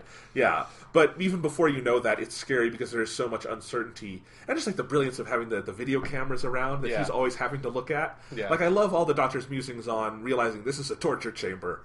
And it's a really good torture chamber. Yeah. But then because it's a chamber that tortures you slowly. Because that's the other thing. It's like it's just the lumbering pace of it. You know, like there's just something about that where it's the thing in like every slasher movie, but they usually just do it in a way that's kind of really stupid in a slasher movie where, you know, like Michael Myers is chasing after like whatever girl he's trying to kill this time, and she's running around and screaming and sprinting. It's like desperate, and she's crying, and it's like it's just so frantic. And then you cut to Michael Myers, and he's just walking, and it's like there's something. I mean, it's effective certainly, but at a certain point it gets so ridiculous of like how the fuck is he possibly catching up to this girl at any point? Whereas this, it's just there's nowhere else to go. So it's the inevitability of it, that it's like, it's going to catch up to you if you ever stop moving. So it's like you either have to constantly be moving, which is impossible. You're just going to tire out and it'll catch you. Or you have to very strategically plan out like the Doctor does. I love that, like, his strategy, which makes so much sense, is just, I'm going to go to one end of the castle, and that buys me like an hour. And then when it gets here, I'm just going to sprint as far as I can to the other, and I have another hour. And that's how you manage your time. That's how you deal with the scenario, is you just try to get as much time away from it as you possibly can, which again kind of like it speaks to the allegory of just like you're just trying to manage it as much as you possibly can and just get as much time as you can before the inevitable comes, and then you just have to deal with it. Yes. And yeah, I mean, I love the phases of the episode because, you know, what we just mentioned is kind of like the second act where he kind of figures out a strategy that he can at least cope and think of ways to move forward. Yeah. But it involves, as you say, that Herculean and Sisyphean task of, you know, running to one side of the castle, waiting for it to come, going back. And I love on the sound design where he's clapping his hand to count the seconds. And how that becomes part of the soundtrack, and Murray Gold picks that up, and the editing picks that up, and all of that. But that's like the second phase where the horror becomes mundane in a way, and that is scary in its own way. Yeah. But then you have that whole first phase where you're just being introduced to all those pieces. It's like the Groundhog Day, Majora's Mask story, whatever. Yeah. That first phase, which I always love in that kind of story, where you're seeing the rules and the basics that you're going to have to go through again and again and again. Yeah. All of that is great. I mean, the whole thing with jumping out the window and finding the clothes laid out by the fire and the shovel and having to dig up everything, and then there's really nothing in there except that cryptic note. Yeah. And just set after set after set, the production design team had a field day with this one. I mean, here's the thing. You hear single actor episode in a single location, you think that's a bottle episode, which is usually made to be really cheap and just use existing sets, and that is not what this is at all. Yeah, no, like, definitely not. This looks like by far the most expensive episode of the season. Yeah, I think so. Yeah, it feels like they were banking money with like this cheap suits early on, so they could have, you know, money for this. Yeah, that's why they didn't go for like a Zygon redesign or something. Just like we just have them, like, let's just go for it because we need to save some money. Yeah, because we have to build a fucking castle. Yeah, and then have the CGI, which is really good. Yeah. For TV and Doctor Who CGI. Come a long way since the first episode of Moffat's era with the weird lizard thing. I mean, all of the... Yeah, CGI is... I mean, but it's not just the CGI, it's also because I recently rewatched... I mean, I rewatched Flatline like literally 5 hours ago as part of my rewatch thing. And that reminded me of the effects in Flatline are really fucking good. Not just because, like, they... You know, obviously they've sort of matured in the amount of budget they have and what they can do. But also, it's how you tackle the effects, which is, I feel like we talk about all the time here. Like, that's what's really important. It's not just like, oh, we put all this money into it and developed all this technology to represent this character realistically or something like that. It's being smart about what you make CGI and how you make it and how you represent it. And it is, like... the castle and the sea of skulls and all that stuff. What the reason why all that works so well and how it is CGI and digital is because it is so sort of impressionistic and it's so abstract in so many ways that it's like, I mean, it's literally a castle in a giant sea, but like it's sort of that fairy tale element to it, that Grimm's tale element to it, that it's, you know, if you had an actual castle in the middle of a sea, it wouldn't look like that. But that's the way you want it to look. It's sort of like the painterly vision of it almost, that it's that very uncanny vision of just this single structure in the middle of a vast nothingness. And that's what they do, is it's the intelligence of the production design and how they're representing the things as much as it is the amount of fidelity they have in being able to represent it. Yeah, I mean, I love what you said there about the Brothers Grimm and the impressionistic style of it all, because it really does feel like this is one where not only was everyone operating at their A game, but they all had a very clear understanding of what they were going for aesthetically and thematically, of this is an allegory and it is a fable and it has those things, and so it looks like a fable world he's in, and it looks like something out of a horror fairy tale or a horror fantasy or something. Yeah. And it's such a complete aesthetic and thematic world they've built that you're never taken out of it at any time. And there's a lot in this story that, if handled wrong, could take you out of it. Yeah. I mean, when we get to the ending and talk about all that, handled poorly, that could be really stupid. Yeah, yeah. I mean, you've definitely seen other ideas in Doctor Who that like are relatively similar, that like in execution come across as incredibly stupid, that if handled more like how this is handled, could work. Because it's like, there's not necessarily any idea that can't work. It's just you need to understand how to execute on it, you know? Exactly. As like Phil Lord and Chris Miller have taught us with their 21 Jump Street movies or the Lego movies. Right, yeah. And those directors who their entire career is taking bad ideas and making good movies. Yes. Yes, this is kind of like that. Anyway, but yeah, so yeah, you have that first phase where it's just the kind of raw horror of it, and that second phase where it becomes mundane. But I think what's interesting is how the grief side of it, which is largely handled in that liminal space of the TARDIS set, kind of operates on a different trajectory, where once you get to the mundanity, the grief is felt way more strongly, and he's talking to Clara way more openly. Yeah. And that's even the phase where she winds up coming into the episode for a brief cameo. Yeah. I love that evolution where you have this kind of raw horror early on, and he's kind of keeping all of that at bay, and he's talking to Clara a little bit, but it's not the thrust of the episode yet. Yeah. But once it gets to that, this episode becomes so immensely heartbreaking to me. Like, once it stops becoming fully scary, it starts becoming just emotionally pummeling, because he's there in the TARDIS talking to himself, but he's talking to absence, he's talking to empty space, he's talking to a whiteboard that is reflecting his own thoughts to him. And then, like, Clara standing there with her back turned to him is such a great visual. Yeah, and, I mean, there are so many smart shots, but there's one where I think he says something about, he's just very honest about, you know, this is about losing. I don't know how to be having lost you. And then I think they cut to this long shot where he is on the far end of the frame, sitting on the TARDIS steps, and we're just seeing the whole TARDIS set. Yeah. And I think that's one of the best compositions in any Doctor Who episode. I mean, because that's actually another thing that, like, complimenting all the production design, is that if you have not fallen in love with this version of the TARDIS console room, like this episode, holy shit. Like, this version of the TARDIS console, like, it's always been my favorite ever since, like, the sort of the first iteration of it came around in Season 7B. But it's, like, just the lighting and how, like, dynamic all the different locations in the set there are. And it's just, like, they get so much mileage out of this incredible TARDIS set that they've always had. But have, like, we never spent that much time in it, you know? I mean, okay, there was Journey to the Center of the TARDIS, but we don't talk about that episode. Even then, mostly you're on other sets. Yeah, you're in, like, weird little corridors and stuff. And, like, this, it's just, you get to just be in the TARDIS console room so much, and, like, all the lights are down, and then they power up, like, one at a time and stuff. All of that is so gorgeous that it's almost like, why haven't you done this before? Like, if you had, like, so much complete control over the lighting in the set, and the lighting is so beautiful and so bright and vivid and so unlike anything else in any, like, Doctor Who episode. Like, it's because you have all the different colors, and the colors can go through so many different phases. It's like, they need to use the set more because it is incredible. I really wonder how that set is built, because it feels like they can get any angle in there they want. Yeah. And it's obviously, sets are not built just to be what they are. Like, I don't think it's a round room that they just go in. Yeah. But that illusion is so effective, and yet there is so much space, and as you say, there's so much room for dynamic lighting and all those things. Like, that has to be one of the most elaborate sets ever built for television, and yet it's for the place they're in 2 minutes an episode. Yeah. And I don't know, maybe they expanded on some of those things for this episode. But as you say, it feels like they're just building on what we've seen before. And maybe that was the intent, is that, because they did give it a slight overhaul, and I think the biggest thing I've noticed this season is the lighting is more dynamic in the TARDIS. And maybe that was because they knew, all right, we're going to have this episode at the end where we need this to just be killer. Yeah. So let's seed it a little bit. Because there are some moments, like, I think, like that scene at the end of Zygon Inversion where she says, I could only have been gone for 5 minutes, and he says, I'll be the judge of time. Yeah. The lighting in that scene is also, and the composition is great. Yeah. So I think there have been a lot of really emotion. I mean, we have talked about a couple of good Clara-Doctor conversations in the TARDIS this season that are augmented by the cinematography and set design. Yeah. But then you can hear it, as you say, it's just on another level. Yeah, it's just... God, because it is very specifically, there's that one time where all the lights are off, and then they all come on.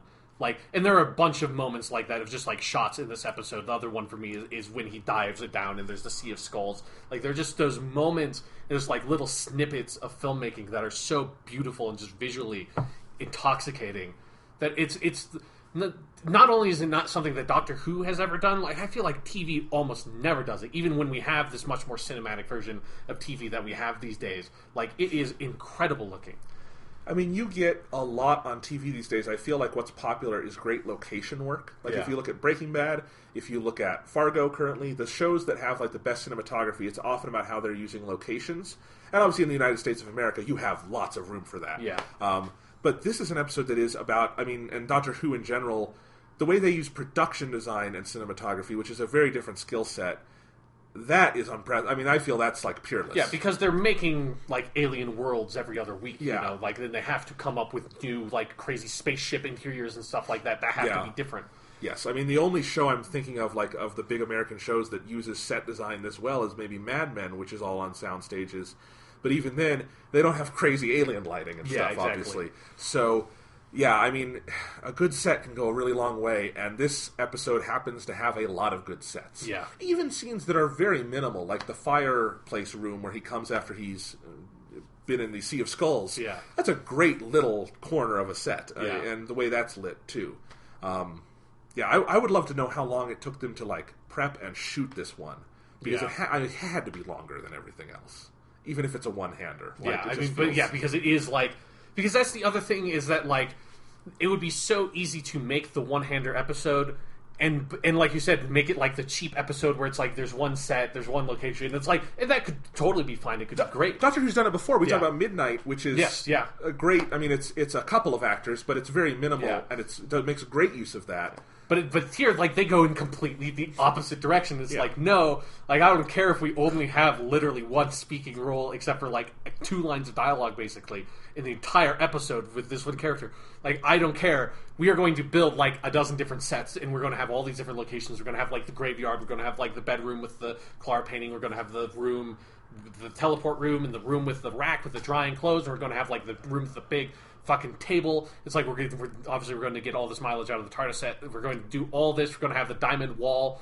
Like you said, this looks like it's the most expensive episode of this whole season, which is crazy when you think about that it could have been so easy to make this a cheap episode, where there are plenty of episodes this season where just because of the requirements of everything about it, there is no way to make those episodes cheap, where you could very easily make this a cheap episode. Yeah, I think the only notable set of stories this year that looks cheaper is Girl Who Died, Woman Who Lived, and they're simpler episodes visually. Yeah. They can be. But this has been a very high concept season in how they handle that stuff, and you wouldn't think there was another level yet to go. Yeah. But they leapfrogged that level and went 5 more for heaven's sake. Yeah. It's crazy. Getting back to the story and stuff, I think structurally, we've already hinted at it in a couple ways. There's so much intelligence to how this episode is structured, where you have those distinct phases of horror and the mundane and the grief and getting stronger, and then I think you have the confessions being these markings of time in the episode, and these turning points, and how we're pushed to each one of those. One is pushed out of necessity, one is pushed out of having a kind of revelation, and then it's all about the Doctor kind of manipulating things, and then to that point where he realizes he can't confess anymore. And one of the things I love about when we get to that point and he sees the diamond wall and he knows what's happening and he kind of figures it out, is he's going to get there either way. He could give in and just tell them what they want to know, and he's probably going to get to the other side of that wall. But as in life, as in grief, as in death, it is ultimately about, dying a good death, living a good life. Are you going to do it on your terms or someone else's? Yeah. And good fucking God, 12th Doctor Peter Capaldi is going to punch through that wall rather than talk to you. And of course he is! Yeah. Think about... Again, if you didn't establish this character, that wouldn't make sense. But you've established him, of course he's going to punch through the fucking wall. There's no other option for this guy. Yeah, like he's going to figure out the coolest fucking way to solve this problem. And if that coolest fucking way happens to be punching through a solid diamond wall over the course of fucking billions of years, he'll do it. Yeah. Fuck it. Just out of fucking spite. Yeah. It's great. But I wanted to talk about those confession moments. Okay. Because I think they're interesting moments in the episode. Yeah. This whole episode is interesting, frankly. But, you have that first one where he's saying, just to say I'm scared. Yeah. And I saw some mutterings online about, well, he said he's scared before. I think it's the specific way it's phrased here. Yeah, that he's afraid of dying. Yeah. That it is I feel like, it doesn't always come up, but it's something that, again, going to the allegory side of it, that is absolutely a huge part about losing someone very close to you is, it's that aspect of, oh, right, I forgot this, because everyone forgets this, because you have to forget it every single day of your life, but it's I could just fucking die. Literally any moment, you could die. You have no idea. You could have a fucking blood clot in your vessels heading to your brain, and you could die in the next 5 seconds. It is absolutely a possibility, no matter what. At any point, you have no idea. Mortality is always there with you 100% of the time. You just choose to ignore it because you have to. And anytime someone close to you dies and you can't forget it and you have to think about it and you have to face up to that. That's you're afraid of dying and you could die. And that's always there. And that specter, that veil is always there. And that's why it needs to be there in the episode. It's not only, I think it is an appropriate character moment outside of the allegorical mode, but within the allegory, it needs to be there. Yes, absolutely. What's our plan if one of us ever has a stroke and dies while recording the podcast? Do we still put it out? I would. I don't know about you. I think that depends on which one's left alive, obviously. I don't know. Having the conversation about it is useless because I don't think either of us trust the other to do what the other says. Yes. No, put out the episode where the person dies. Do we release that recording? Yeah, okay. Like I said, I would. Okay, good. What you would do is up to you. If I'm dead, you can do what you want. It's a la carte on the Weekly Stuff podcast. All right, anyway, but no, you're totally right. I made light of it because when you think of something that deep, sometimes you have to. Yeah. But it's true, and it's the right opening confession because there's just some moments where he has to just say the subtext, Yeah. Because you have to get that story moving. There's also a moment where I think it's when he's falling through the window and we first have him in the TARDIS and he's talking to Clara and he says, you were like me, let's be honest, that's why you died. Yeah. And I think it's a very necessary moment for him to acknowledge it, not for us, but for him, kind of, And same with that moment of talking about being scared of dying. So that's the first confession. And then it kind of starts being about the hybrid. Yeah. And I want to talk about that side of the episode because it's fascinating to me. This is the good version of the bad arcing we had in the RTD years and to some extent in the Stephen Moffat years. Yeah, of the arc word kind of philosophy. Because I like how the hybrid thing, it's been an idea this season. It hasn't been a just cheap trick. And who knows how it'll resolve next week. Yeah. But I do think, clearly, if you look at how it's been used this season, it isn't just even one of the best versions of this is seeing the crack in the wall. It's not even that. It's that they actually meet someone and have an experience and have themes about hybridization and what happens when you stop having these kind of binary lines between species and ideas and immortality and mortality and those sorts of things. Yeah. And so when you get to here, we kind of just have a trust built in that it's not going to be annoying, frankly. Yeah. It also helps that, they picked a word, hybrid, that, means something and denotes... That, honestly, even if none of the episodes in this season had anything to do with hybrids, it's it wouldn't matter because the idea of a hybrid is a powerful enough intellectual, term that it creates meaning for you just through, juxtaposition. That's how that works. I have no idea if any of the writers for this season had any idea that hybridization was going to be a thing it could have been a coincidence that, like, the Zygon thing just sort of worked out and it ended up being in this season, and so then, like, Stephen Moffat slaps in a sentence about it in the middle of the episode, just sort of remind you. That could very easily be how it worked out. It doesn't matter. The problem with the ARC word in the RTD years is that you pick a phrase like bad wolf that is completely, utterly devoid of any meaning, and then at the end you're trying to shove some sort of meaning onto it when it's like, no, it's... like, the words like could have been slapped across all of space and time, could have been shit fucker, and it would be no different. It's the exact same. Like, it's just a name. Like, it's just a thing. Like, it's so stupid that Rose is like, oh, I'm the bad wolf. Like, what would you... It's not like you read The Big Bad Wolf or like fucking Little Red Riding Hood when you were a girl, and that's a character element and that like has some sort of thematic connection to what was going on. Like, that literally never even came up. Like, they didn't even try to. It was just like, Bad Wolf is a cool sounding two words together, and so they just did that. Like, that's how it worked. I'm really depressed. The climax to Parting of the Ways isn't Billy Piper saying, I'm the shit fucker. Or in, like, the Day of the Doctor, John Hurt doesn't go, thank you, shit fucker girl, and then David Tennant goes, did you just say shit fucker? Alright. That was... I always love a good Bad Wolf rant. I think you do one, like, once or twice per season. It has to come up because it's so fucking stupid. And there's still some people holding out that are big Rose fans that still think that it was cool. It's like... You are the definition of stupid, because they're literally, it's the most pandering thing. You just say something that sounds kind of cool, and that's it, and that's the entire thing, and it's utterly devoid of meaning. And it's if fucking obnoxious. If you haven't watched that season in a while, the biggest problem is it's a blemish on an otherwise really good season of TV. Yeah, exactly. Yeah. It's like, it has no reason. It would be better if they never had done it. Yeah. Yeah, it's like the only giant flaw in that season. Yeah. Because it doesn't build anything. But I do feel like, again, I don't know what's going to happen next week. Yeah. But I like that it's clearly pointing towards a story that Stephen Moffat wants to tell, and an idea he wants to convey. It doesn't feel reverse engineered. It feels like there was a story, and let's get to that point. Exactly. And then I also like how, and it has a lot to do with how these last few episodes have been structured, is that even if Hellbent next week is a terrible episode, and I hope it's not, but Stephen Moffat still really has to prove himself on season finales, as far as I'm concerned.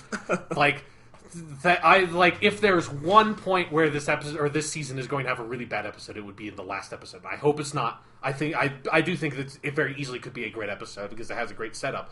But even if next week has a terrible episode, Face the Raven is still going to be great, and this episode, Heaven Sent, is still going to be great because they're not tied together in the way that Utopia, the first part of the season 3 finale with the Master and stuff.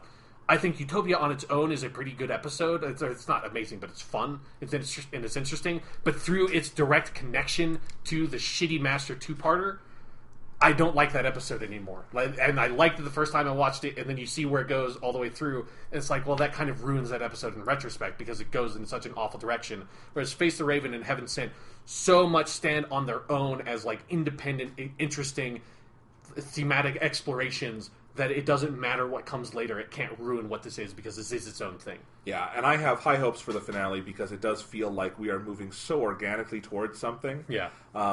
Which is... And here's the thing. Yes, his last 3 finales were awful. They were unmitigated disasters. The best of them is probably Name of the Doctor, and that's sad to say. Name of the Doctor is the one where Clara and Madame Vastra and Ginny and Strax and Riversong all get high to communicate through the fucking vastness of space and time. But fuck that episode. The problem with each of those is there's no good build to any of them. Yeah. There is good build to this, and that's why I think the hybrid stuff here is interesting, because it's something, it's not just a buzzword, it's some idea that we don't know the meaning yet, but it means something to the Doctor, and it doesn't distract from this episode. If anything, I like that there is something significant that things are being hung on. Yeah, there's something concrete, and I like that the idea of it being like this actual legitimate mystery of it being the hybrid is much better than what the Name of the Doctor was doing, where the core of the issue with Name of the Doctor was that, and that whole season really, is that it was all pinned on the question Doctor Who. I'm so fucking thankful that they've avoided the Doctor Who puns entirely with Peter Capaldi so far. that it was all about Doctor Who, Doctor Who, Doctor Who. What is the name of the Doctor? Like, that's why it's called The Name of the Doctor. And it's like, that's not an interesting mystery. There's no answer to that mystery that's interesting. There's no story to tell unless you just do what we all know has to be what it is that the Doctor's name legitimately is just John Smith. It's always just been John Smith. There's a reason why he's always told people that his name is John Smith, because that's what his name is, and nobody fucking believes him. And I don't know why. That is literally the only satisfying answer to that question, and it's a pretty stupid fucking one. And if the Name of the Doctor episode had actually done that, it would be kind of amazing. Yeah, it would be terrible, but at least it would be, like, terrible in a way that I could kind of justify in a really silly way. Oh, it's kind of the way that, like, the Crimson Horror is terrible, but at least it's insane in what it tries to do. Yeah. It's entertaining in a certain sense. Yeah, no. So, like, the Name of the Doctor was a terrible mystery. In the hybrid thing, like, the resolution might be bad, but at least it can be good. And that was the thing about Season 7. It's like, that couldn't be good. There is no way to write that story, as far as I know, focusing on what the Doctor's name is and actually have it be a good story. And look, here's the thing. They've all... in the last moments of the episode, which we'll talk about more when we get to it, he says, he dismisses, no, it's not a half Dalek, that'd be stupid. Yeah. And as we said in episode 2, that would be stupid. Okay, Moffat knew that sounded stupid. Yeah. That's good. And it ultimately ties back into the Doctor. It's about the Doctor. It's fundamentally about him. Yeah. That's what this season has been. So at the very least, you're turning into the strengths of the season. Yeah. So if we have to make predictions... all signs point to yes. Yeah, that was a huge sigh of relief on my part, by the way, when, like, because there was a second where it felt like they were confirming that it was a half Dalek, half Time Lord thing, because it was, like, the original version of, like, the myth or whatever, in which is familiar, was that it was just two great warrior races, which to me was like, okay, it's Time Lords and humans. Of course, that's what it's going to be. But then this episode, he says specifically half Dalek and half Time Lord. But then he says they got it wrong, and I was like, oh, thank God. Yeah. Oh, thank God, because half Dalek is one. He's absolutely right. It's like, the Daleks don't tolerate a half Dalek. Like, in the couple of times it has come up, it's never worked out. Like, it has always gone either shitty for the hybrid or it's gone shitty for the Daleks. It's never been a good thing because it's so against what the Daleks are. But the half human, half Time Lord, like, that can work. And we'll talk about that. You know what? While we're on it, let's just talk about the ending. We can do this out of order. Yeah. I mean, so he gets to Gallifrey. Yes. Crazy, like, okay, that's pretty cool. He's at Gallifrey. He meets long time coming. Long time coming. And you definitely, you feel Stephen Moffat has wanted to tell a Time Lord story. That's another thing that makes me excited for next week. He has put in a lot of effort to get to a point. Get Gallifrey, like, back. Yeah, because that wasn't his decision, so I do understand if he wanted to retcon that because he had a good story in mind. I still don't know how much I agree with that, but we'll see. Yeah. But yeah, I mean, he's wanted to tell that. You feel the weight of it when he gets there, and I think... I had kind of figured out it's the Time Lords before we got there. Yeah. And I think the Doctor had, obviously. Yeah. And it's... Fuck you people, you've been fucking with me my entire goddamn life, and you have now made me angry enough that this prophecy I knew about, I don't give a shit anymore. The sunglasses are coming on, and I'm gonna go get my guitar, and we're gonna fucking do this. Yeah. And the thing is, I think that's so earned that hybrid thing, whatever the actual like word of it turns out to be, it's been built up really well. Yeah. That, yes, he's back with the Time Lords, and he's got a very specific beef with these motherfuckers. Yeah. He just spent 2 billion years to spite them, and he would spend 2 billion more. That's like the implication of that ending to me. Yeah. Again, it's an incredibly badass moment. And it is very much earned. I wanted to ask you about that. Okay. So you said the most badass thing. What part is it specifically? It's just the entire... I mean, it's the whole... Maybe we should just talk about this at this point. It's the whole climax of the episode. And it's not just the idea of it, because it's like, the idea of it's so fucking cool. Like, when you, like, just get down to it. It's just a dude who spends billions of years. He's so stubborn, he spends billions of years punching a wall made out of a substance harder than diamond. Just because he fucking can. Like, that's really what it...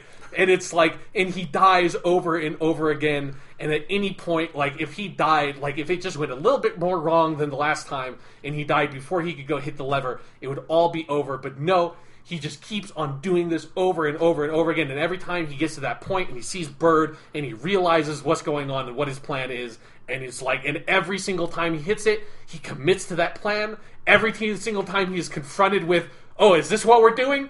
Fine! And then he just goes and he punches the wall a couple of times, then he dies, comes back and just does it again and goes through the whole process. Because it's like, again, it's a long episode. It's like you watch like 40 fucking minutes. You watch basically an entire episode's length to get to this point, to realize he has already been doing this for thousands of times.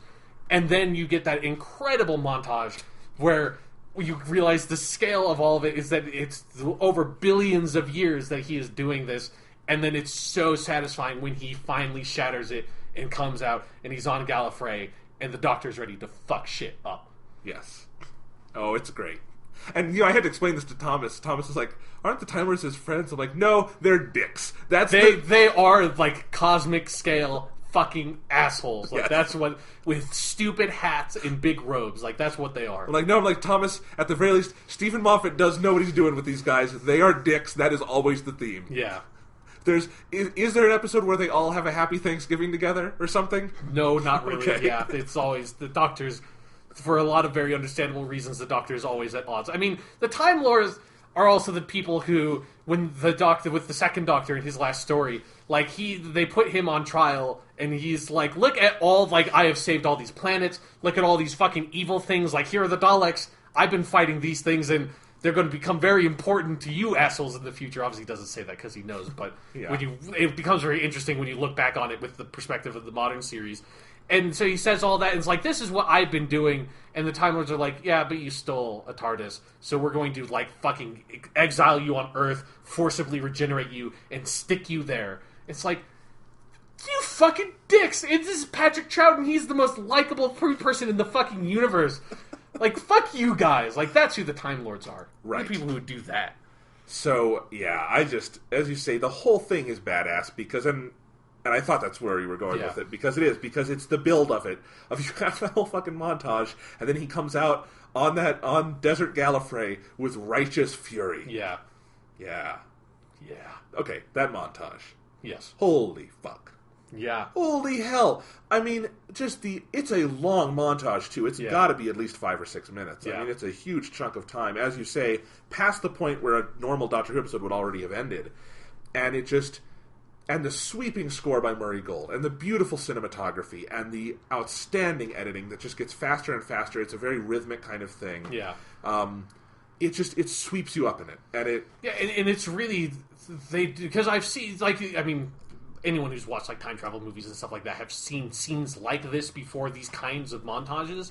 But one of the things I really love that they do here is that they don't just show the same sequence of events in the same order. It's like, it's all jumbled up, and, like, it's not always just like, okay, we show him teleporting in, then we show, like, the chair thing, and him diving, and blah, blah, blah, blah, blah, blah. It's like, no, like, it's this huge collage of, like, the events in, like, just kind of coming at you, interspersed with you getting that little bit more of the fable about the bird in the Diamond Mountain every single time. Yes. Which is all, like, a really beautiful bit of writing, of, like, putting those together. It absolutely is, because, and this is where the culmination, or the collaboration element is felt most strongly to me, because I imagine on the page that is a short, like, paragraph of text, because how do you describe that?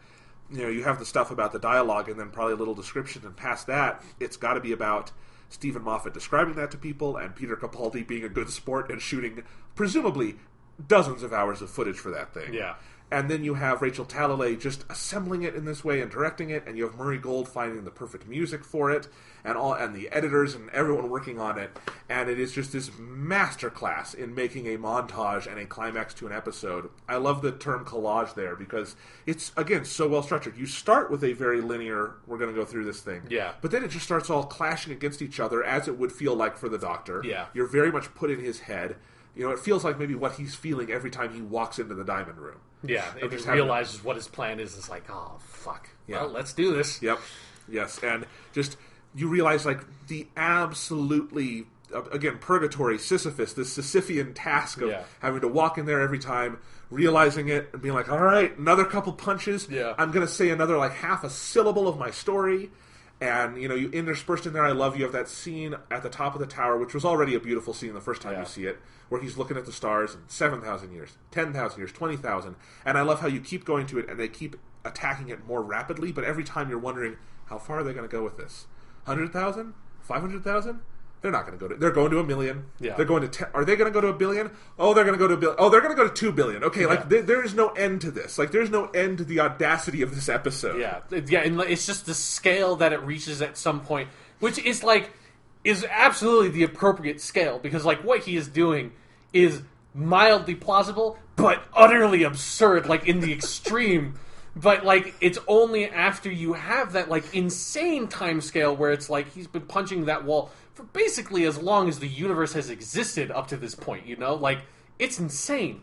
And I think and again, I was hinting at this earlier, pitched wrong, that would be the stupidest thing to ever happen on Doctor Who. Yeah. You know, and there are moments that do not go anywhere near that far, but feel much stupider in other episodes. But I think there's so much that makes it work, and I really do think the choice of that Brothers Grimm story and that beautiful line of how many seconds in eternity, and getting through that fable and that parable moment by moment, there's something so beautiful about it, because Stephen Moffat is very clearly cueing you into the idea that this is not supposed to be a literal representation of an action. It is... Yeah.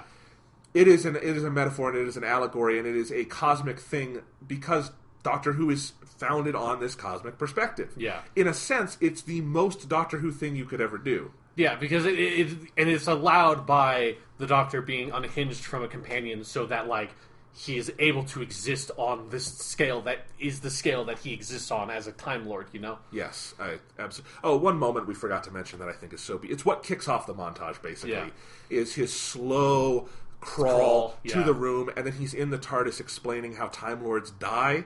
Talk about poetic writing. Yeah. That is gorgeous and haunting. The idea... And for me, that scene was really distressing in a way I didn't understand it could be, because there's something about, like, and obviously I've seen the Doctor regenerate a number of times at this point, and I've seen him in near-death state a lot, but there's a bit of a Caves of Androzani element to it, but even, like, beyond that, of just, like, it's the Doctor, like, this character I absolutely adore and love. And it's like, he is on the ground, he is fucking bleeding, and he is crawling. It's like, in the most, like, pitiable state. It's like, there's just something about that. It's like, fuck, this is hard to watch. It's like, because I've watched so much with this character that's like, seeing him like that, and then knowing that, like, he has gone through that, like, countless times, more times than you could possibly imagine, you know? Yes, I mean... And what kills me is the cuts to the TARDIS, where even his internal domain is starting to shut down. Yeah. It's incredible. I mean, there's so many ideas in here where I feel like you can see the rough drafts of them in other Moffat writings, not even just on Doctor Who. Sherlock last year, 2 years ago. Sherlock, stupid. Last season. Last season on Sherlock. Yeah. 5 years ago on Sherlock. No, whenever it aired, you know, you had the Back mind... at the dawn of time. They had the Mind Palace with Sherlock where he's dying and he does all that, and it's an okay scene on Sherlock. Done much better here. Yeah. You have, I think, the whole time scale, and some of that feels very much like Time of the Doctor. I like Time of the Doctor. I think this is a cleaner version of it. Yeah. It's also just with the fable element. I mean, that's what Time of the Doctor is going for. I think this is, again, a cleaner version of it. Yeah.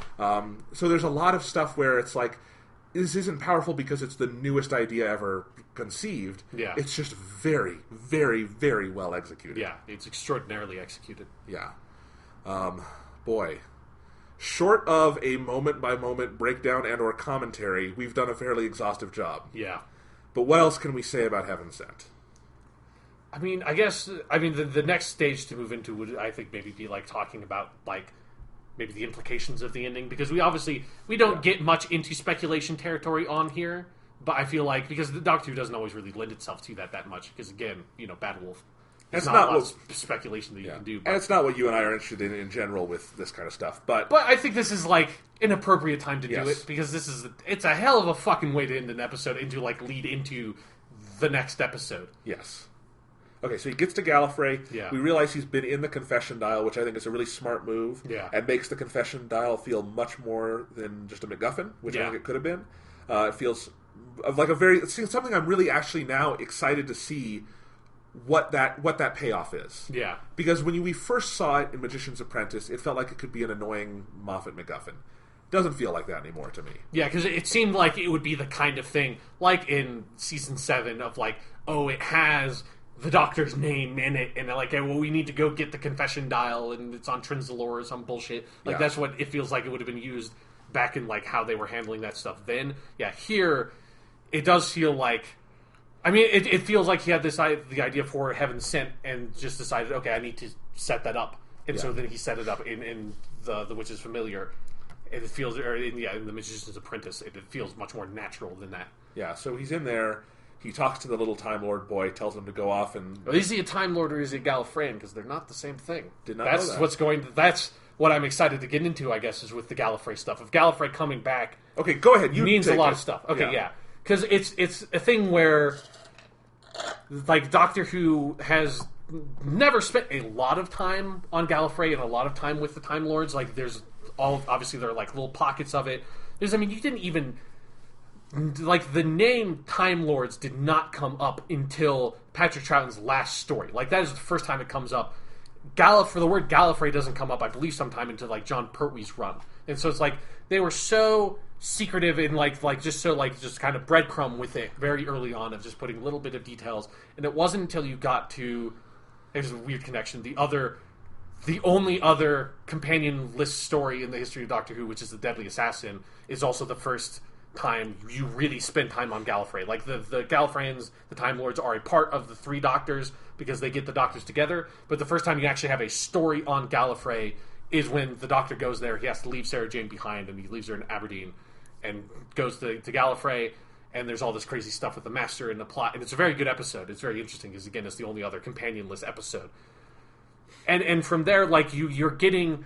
I like you get little sort of like images of what Time Lord culture is, but since you never spend a lot of time there, and to be frank, like a lot of the other episodes, like Invasion of Time, that you do spend a lot of time on Gallifrey are not very good.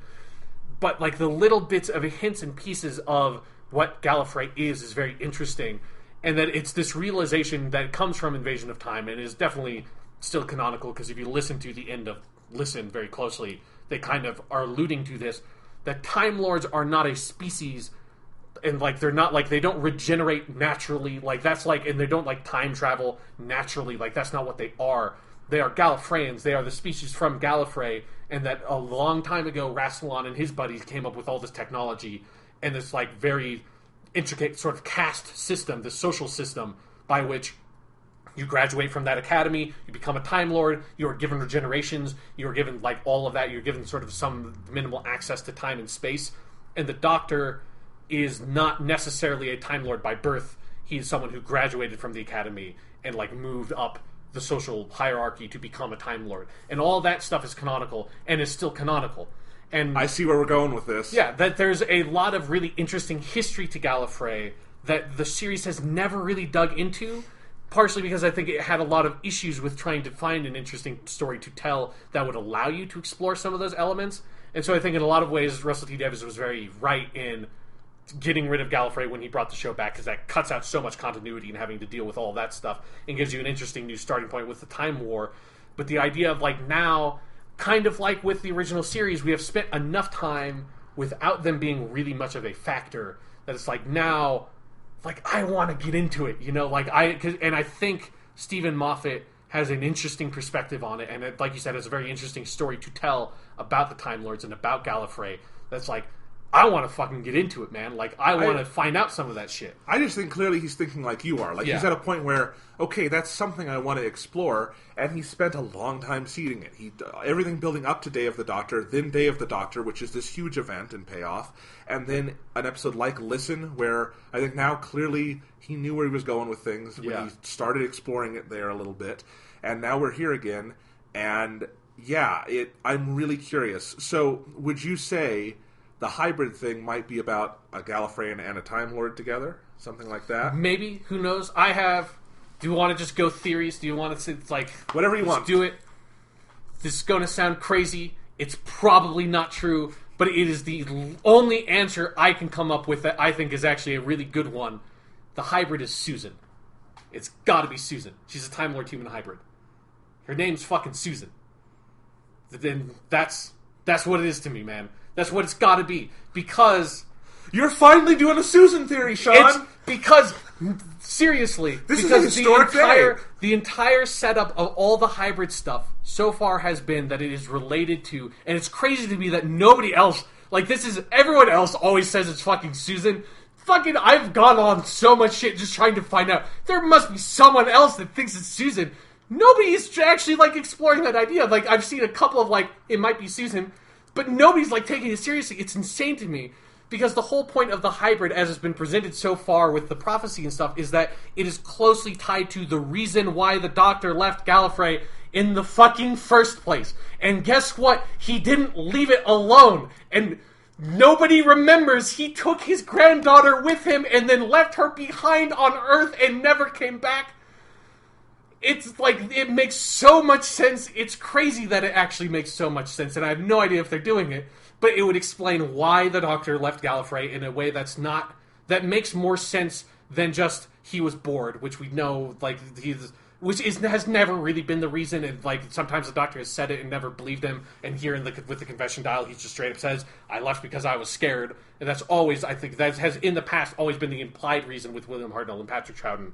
Like, there was something fucking happened. It was one of the reasons why, with the Seventh Doctor era, they tried to add all this stuff to bring mystery back to it, and they had this weird thing where it's like he stole the hand of Omega and all this stuff that's part of Remembrance of the Daleks, where they were trying to get back to that idea of, like, why did this dude leave Gallifrey in the first place? What happened? Like, something had to happen. He did not just get bored and leave. Like, if you look at William Hartnell, in his original appearances, he's much more like a classic Time Lord in that he is very sort of imperious, he's very sort of self-centered and judgmental, and he thinks he is better than everyone else. And he slowly changes from that with his interactions with humans. And you do not get any impression from him, I feel, that he just got bored and left and wanted to just go explore the galaxy. But he has his fucking granddaughter with him. It's like she's there. Like, I don't think that he just kidnapped her for no fucking reason. And Stephen Moffat could turn into this skid very easily and do a good job with it, that he hasn't gone back to her in millennia. And that he hid her on Earth. Yes. Among her own people. Because that's the other thing, is that, like, the whole thing with when she left is that it was like what happened all the time with female companions, and it's a very sort of sad part of the show, but it's part of its era, is that always a female companion would fall in love with some dude involved in the story and leave her behind. And so that's like Susan fell in love with this human dude named David, and the Doctor's like, well, you know, you belong here on Earth with David, not with an old buffer like me, and he goes off. And that's like the whole thing, which that explanation is in no way satisfactory. Like, they just wanted to get a different character, and I think Carol Ann Ford wanted to leave the show, and so that's the actual reason why it happened like that. But you can make it into a very interesting story reason if you go back and be like, well, that's what it was. And then also, I feel like it fits with her name being Susan, and she's always called Susan, even when the Doctor is just alone with her. That, like, that's clearly her name is Susan. It's not Susan, like the Foreman thing is made up, but her name is Susan. So, okay, here's the thing. This makes so much sense. Right? I don't think I'm not crazy, right? I don't think you're crazy. And here's the thing. I think Stephen Moffat could totally do this, because I hope he is. These last couple of years, he's gotten super hardcore for Modern Who in terms of referencing classic Who. He has, I mean, just this season, the Davros stuff. I know Davros was in one of the RTD episodes, but they didn't use him the way Moffat did. Yeah. That was very old school. If you look at the Cole Hill stuff, if you look at the way he opened, like, the 50th special, and some of the references in there, he is way more entrenched in that era of Who. I mean, just this season, you had William Hartnell on a wall. I don't want to be a crazy conspiracy theorist. Do you do that specifically because we have a flashback to him coming up? Maybe. I don't know. Yeah. Like, but it's like, I'm so glad that you don't think I'm crazy. No, I don't think nobody, and all the other theories are like, oh, it's a shield there, which is like, that's fucking stupid. I mean, I know the reason why is, like, he says that the hybrid is me. He says it's me, yeah. I mean, so it wouldn't make sense. But it would have nothing to do with him leaving Gallifrey. Like, it would feel very much like season 6 with the Tessellect thing of just like, you just come up with this fucking random hybrid that you manufactured for this and use that to get out of jail. Maybe, it maybe doesn't have to be Susan specifically. No, there could be another explanation. I think you're on the right track, though. It's going to be about that. It has to be about something that made him leave Gallifrey. It is either him specifically, and we're going to get the explanation of why the Eighth Doctor taught. No, I don't think he's doing that. Yeah. But I do think, it's me. It's I created the hybrid, or I am, or whatever. And just, I mean, that would be an chance. I think that, like, for instance, Moffat is so interested in how the Doctor approaches love and romance and sexuality too. Yeah. And that could be a chance to do something with that because Susan is his granddaughter. It's a exactly. biological connection. It's and she's not his daughter; she's his granddaughter, which would also mean that the Doctor then, like in my how it works in my head, would like the Doctor would obviously have like coupled with another Time Lord, but then his daughter or son or whoever it was then was involved with a human, and I don't think that the Time Lords would not be cool with that because the Time Lords are like Daleks. Yeah, it's he was protecting his offspring, his loved ones.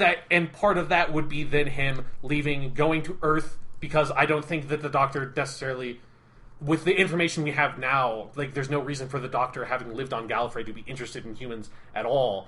But if he has that connection to them through Susan, then he goes to Earth, then he changes. Like, I think it's just a very interesting and satisfactory explanation. It is, that actually ties things together. And thematically, this season is about the Doctor losing loved ones. Yeah. And the lengths he will or won't go when that kind of thing happens. Well, he's lost Clara. Yeah. What if someone else he loves is threatened, and it goes back to that original sin of whatever it is, of the threat of losing or lost, or whatever happened to his actual son or daughter. Yeah. Maybe the Time Lords did something bad to them. Yeah, exactly. And maybe he's had a beef for all that time. And here's the other thing. This all ties into Stephen Moffat's fetish of rewriting Doctor Who history. Yeah.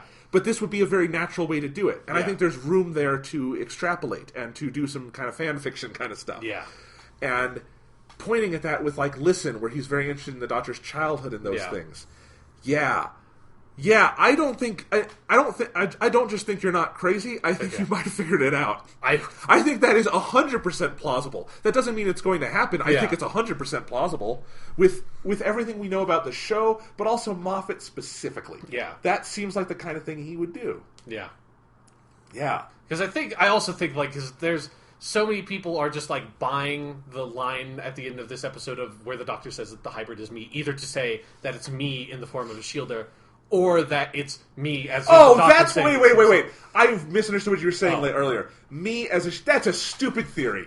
That's a stupid theory. A lot of people are highly convinced that that's what's going on. Okay, it could be because he named her me.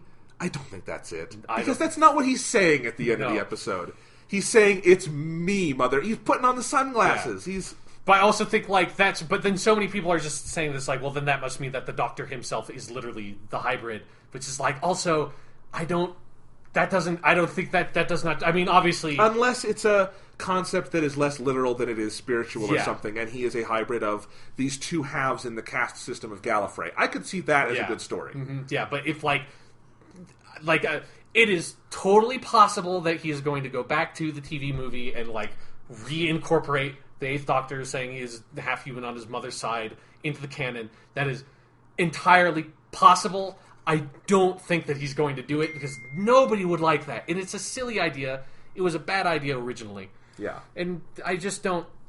I don't think that it's going to be like that the Doctor is literally some sort of half-human, half-Time Lord hybrid, or half-Dalek, half-Time Lord hybrid. That sure as shit does not sound like something Moffat would be interested in. Yeah. The Doctor is a Time Lord through and through to him. I mean, just look at where he's moved Capaldi on. Yeah. Because I also don't think that also if the answer was just going to be that the Doctor is the hybrid, there's maybe a kind of like badass side to it of that he just refuses to say it in the confession dial, and that is actually literally the truth. He just refuses to say it, and then when he gets out, he says it. Or it's just that, well, if he says it in the confession dial, when he's in the confession dial, whether or not he says the truth, it's clear, because that's what it is there to determine. He is able to bullshit it as soon as he gets out, and so as soon as he gets out, he's just able to be like, yeah, dog, I'm the hybrid. When no, he's probably not the hybrid. It's Susan. Yeah. And here's the thing. It's so fucking Susan. Maybe the Doctor wouldn't punch through that wall just for himself. Yeah, but exactly. In the scenario you've put forth, he would do it for Susan. Yes. Yes. If he was running for 2,000 years, just for that reason, he'd punch through the wall for 2 billion more. Yes. Yeah. Yeah, it's fucking Susan. And here's the thing. I see where people are coming from with the Ashildr thing. Yeah. That would be stupid in so many ways, in part because it feels like that's not the intent with that character. The intent is that she's... We already know she's a hybrid. That's not... She's one of the several we've seen. That would be like saying it's Osgood. Yeah. Which, I mean, they're both examples of a larger whole. But, people are, so going into it of, well, she's the half Viking and half Meyer from, the girl who died like that. They're both warrior races. And it's no, that's... I mean, yes... But, again... that would be the least satisfying explanation you could possibly have. That would just be so fucking stupid. Because it would just be one that you just made it up. Like, you just said, it's not like the hybrid, it's the Meyer and it's this lady, and there we go. It's like, well, none of that was ever a part of Doctor Who until you just made it a part of Doctor Who like 5 episodes ago. Like, that doesn't speak to anything about the show. You just sort of, again, like much like season 6 with the Tesla, it's like you just kind of randomly made it up and just made it the solution. It's in no way a natural solution to the problem that the audience could be invested in. And look, if this were series 6 or 7, I could buy that 100%. Yeah. I do think the way this season has been arced, and you and I have called things a lot this season that other people weren't seeing, frankly, because this is just a more subtle season of Doctor Who, and I think it's more thematic oriented than plot oriented. Yeah. The themes don't point to that. The themes point to something much more tied to the Doctor that happened as an original sin. Yeah. This is high Greek tragedy. This is high spirituality. It's these kind of themes. We're going back to the beginning in some ways, and and I think making it be Susan is, at least for me personally, the only way I could be satisfied with something that goes that far back in Doctor Who, because there's no way to go back that far and completely ignore Susan the way that the show has mostly completely ignored Susan for like the past 50 years. Yes. It's like, it's such a huge thing that he has a granddaughter, that she was the original companion, that he took her with him when he left Gallifrey for unknown reasons. It's like, for me as a Doctor Who fan, personally, I don't know how you could write that story without incorporating Susan. And Moffat has been so fascinated with the moment where the Doctor leaves. If you look at Name of the Doctor, Clara telling William Hartnell, take that one. Yeah. And you look at Listen, and you look at the stuff in this episode, whether it's Susan or not, it's going to be about that moment. Yeah. So I'm curious to see where it goes. I hope I'm right, but even if I'm wrong, like, I hope it's a good explanation. I think he has a good explanation in him. I am very optimistic about this one. That's the thing. When you got to the series 6 finale, I guess we were still optimistic in the series 5 Afterglow. No one was optimistic at the end of series 7. No. And frankly, series 8 was great, but I really had no real optimism after the first half of that finale. Yeah. Because Missy was introduced in a very annoying fashion. And there was nothing, even though we both very much enjoyed Season 8, there was nothing about Season 8 that was like, well, of course it's going to have a great finale, because it didn't feel like the Missy stuff and the Heaven stuff was one of the more obnoxious parts about that season, of how it just like sort of interjected into episodes sort of randomly. Yeah, no, it does feel like thematically this is all building somewhere, and it could turn out that it just peaked with its penultimate episode, and look, that happens. That has happened in many TV seasons before. Yeah. It'll happen in many TV seasons again. It happens. That doesn't feel like where we are. I mean, I really doubt next week will be better than Heaven Sent. Yeah, I mean, that would be pretty tough. Phenomenal achievement if they did that. And I think this is but this is also a common thing in storytelling. Oftentimes the penultimate episode of a season is the best, even when the finale is good. Yeah. That's, in fact, how many cable dramas are structured. Like The Wire famously would put its biggest stuff in the penultimate episode and then have fairly quiet finales. The Sopranos did the same thing. Yeah. Mad Men once in a while would do the same thing. It ultimately went on a different path. But, yeah, I mean, yeah, so I could see that, but yeah, man, I am very... And, like, I watched the next episode preview, and it gives away very little. It's very scattershot. It seems like it's something where it's whatever is going on, they can't show in 20 seconds. Yeah. Which is, honestly, usually a good sign. But, yeah, so I'm very curious. Like, there's nothing out there that's really giving us more hints than what we already have. Yeah.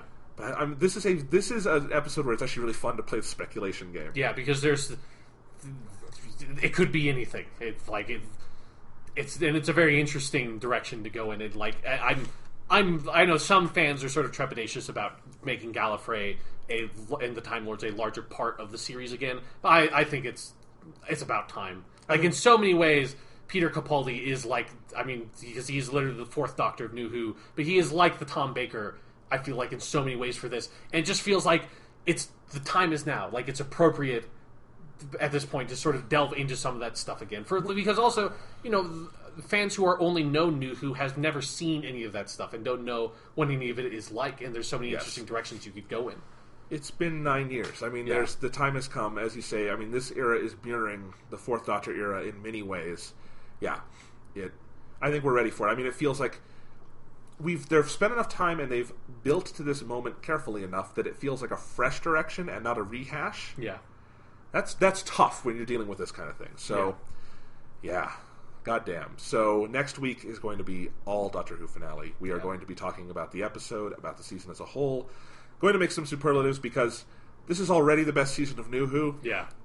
Even if they don't stick the landing, it's probably the best season in 52 years. Yeah. And if they really stick the landing, then we've got even bigger superlatives to look at because this is pretty outstanding. I would already say I might actually do a TV top 10 list this year because I think I've probably seen more good TV shows this year than I have movies. There's been a lot of good TV. Doctor Who is number one, and it honestly does not matter what happens next week. Heaven Sent is the best episode of TV I've seen this year, and I include stuff like the last couple Mad Men episodes, and if you know me, that is really high praise from me. So, yeah, this is just fantastic. And actually, there's something the little discussion I want to have, because I feel like we did not talk about this enough when we were talking about Heaven Sent. It's something I've been thinking about a little bit since I watched the episode. Is do you think that like Matt Smith or David Tennant would have been able to carry that episode in the way that Peter Capaldi has? Because we didn't talk much about how incredible Peter Capaldi was. No, it's almost kind of taken for granted at this point. But yeah, and here's the thing. My initial answer to your question is no. Yeah, and it's a complex question though, and I'm glad you asked it. I do want to talk about that because in my written review, what I said is, look, Sean and I have spent on the podcast 10 weeks now trying to find new ways to talk about Peter Capaldi's acting, and frankly, it goes beyond words. Yeah. And so I didn't talk about it much in my review because I don't know what to say other than, this is a guy who could magnetically command the screen for 55 minutes and like if you look at I want to know how long that script was because 55 minutes of dialogue has to be way more than 55 pages. I mean, that's incredible. And it's hard to think of an analog for it in film. The closest you can come is theater, but this is not a theatrical episode. It's a very cinematic episode. I think David Tennant and Matt Smith are great actors. I think their doctors are fantastic. I love them. They're not Peter Capaldi, and I don't say that to put them down or anything. I say that to build Peter Capaldi up, frankly, because this is a guy who, it's just a materially different thing. When you watch Matt Smith, you are watching an actor in the first big role of his career. Yeah. When you are watching Peter Capaldi, you are watching someone in the biggest role of their career, but who entered this series already a legend. If you look at what he did on The Thick of It and in theater, and, I mean, this guy is a multi-hyphenate. I just learned yesterday he has an Academy Award. Yeah. For directing a short film in the 90s. This is a guy who's been around the block and is having the time of his life doing this, but also is just, frankly, an actor of a different caliber than maybe they've had before. Because of his age, mostly. Yeah. Because I think when David Tennant is 57, we're probably going to look at him as a similar caliber actor. But he didn't play the Doctor at 57. Yeah. Peter Capaldi did, and I think there's something about the age and experience and the way to command the screen. And part of it is also just how his Doctor has been written. David Tennant wouldn't be able to do that because the 10th Doctor is kind of a squirrel in moments like those. Yeah. And I think the energy is wrong. And I think Matt Smith is someone who makes the big speech and then leaves and drops the mic. So what would he do here? I can't even imagine what it would look like, you know? So yeah, I mean, this is an episode that is very specifically 12th Doctor. I mean, we've talked about other all-time great Doctor Who episodes in New Who, like Doctor's Wife, and how you can imagine all 11 doing those scenes. Yeah. And I think all 12 now, if you want to retroactively add Capaldi to that. I can't imagine a single other Doctor doing Heaven Sent, and I say that as the highest form of praise.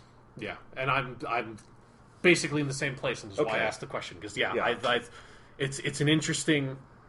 It is a very interesting thing, because I feel like most episodes of Doctor Who, the Doctor can be more or less interchangeable. I think it's partially because of how it is a capper to this sort of character arc, and also just like how extremely dynamic the 12th Doctor is, both in how he's been written, but also in how Capaldi has played him, where you can really put him in kind of any situation and he can really breathe, because he doesn't have to be as excitable as David Tennant and Matt Smith could be most of the time. He lives in the quieter moments and comes out for the excited moments instead of the other way around. And so it's like, and it's that quality to him that it's like, it really is an incredible achievement to like sort of find that space with this character who's been around for 52 years at this point, and to be able to like find this completely new territory for him to be in and to really dominate. Absolutely. And I mean, I think, you know, again, this is a particular superlative game I don't like to play. Who is the best Doctor? Yeah, it's really hard. Look, I do think in Modern Who he's the best Doctor. I think it's hard to argue that if you just look at the quality of his stories, which I think are driven by his talent, and I think if you look at the talent of his acting, and the thing is, I think Chris Eccleston, David Tennant, and Matt Smith would be the first three people to tell you he is a better actor than them. Yeah. And that's not being cruel or anything, it's just, look, this guy is he was already a living legend in some ways when he took this role. And there is no real analog for that even in classic Who. Yeah. Someone who had probably that much notoriety when they took the role. And also, this is a guy who, literally, he is as old as the series is itself. He's been watching it his whole life. And you've said this before, and I understood it fully for the first time last night watching Heaven Sent. You feel that. You feel a guy who has seen every Doctor, who knows all of them intimately, fan of this his whole life, and he is bringing it. Yeah. You know, I think he's wearing all of that. He feels like the oldest Doctor because he's the one who has seen the whole scope of the show. Yeah.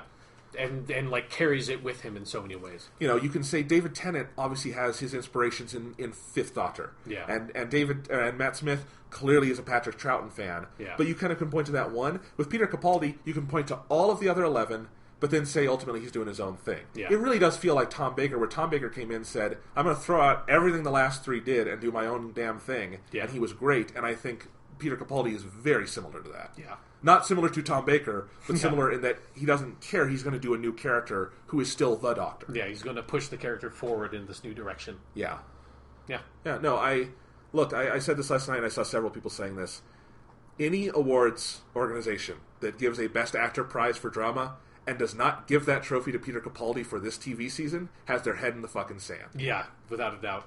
And I've seen a lot of the great performances. I would even pick some of my pet favorites like John and Mad Men and say, look, this is superior. If any Best Actor award that goes out in the next calendar year and doesn't go to Peter Capaldi is bullshit, and there probably none of them are, but still, it's Yeah. So, just incredible. I mean, I can count on 2 or 3 fingers the moments with Matt Smith that make my jaw drop so hard that, tears come to my eyes. And I can do that with David Tennant. I can do that with Chris Evans. I can do that with all of them. I can't count the number of times Peter Capaldi's done that in 2 years yet. Yeah. That's the difference, It's crazy. Yeah. We're in a renaissance. It feels so good. Yeah. It feels so good. It's such a great time to be a Doctor Who fan. Yep. So like I said, next week, our big Series 9 farewell and wrap-up. I'm so excited to talk about it. Just really excited to see how this is going to end. Yeah, and I'm glad we got to give Heaven Sent the time it deserved. Yes. So, all right, this has been a extra long episode, but I think it was earned as lots of things on Doctor Who have been lately. So, we'll see you next week. Follow us on Tumblr and places, and enjoy the finale. We hope it's good. Yeah, and it's fucking Susan. It's totally Susan.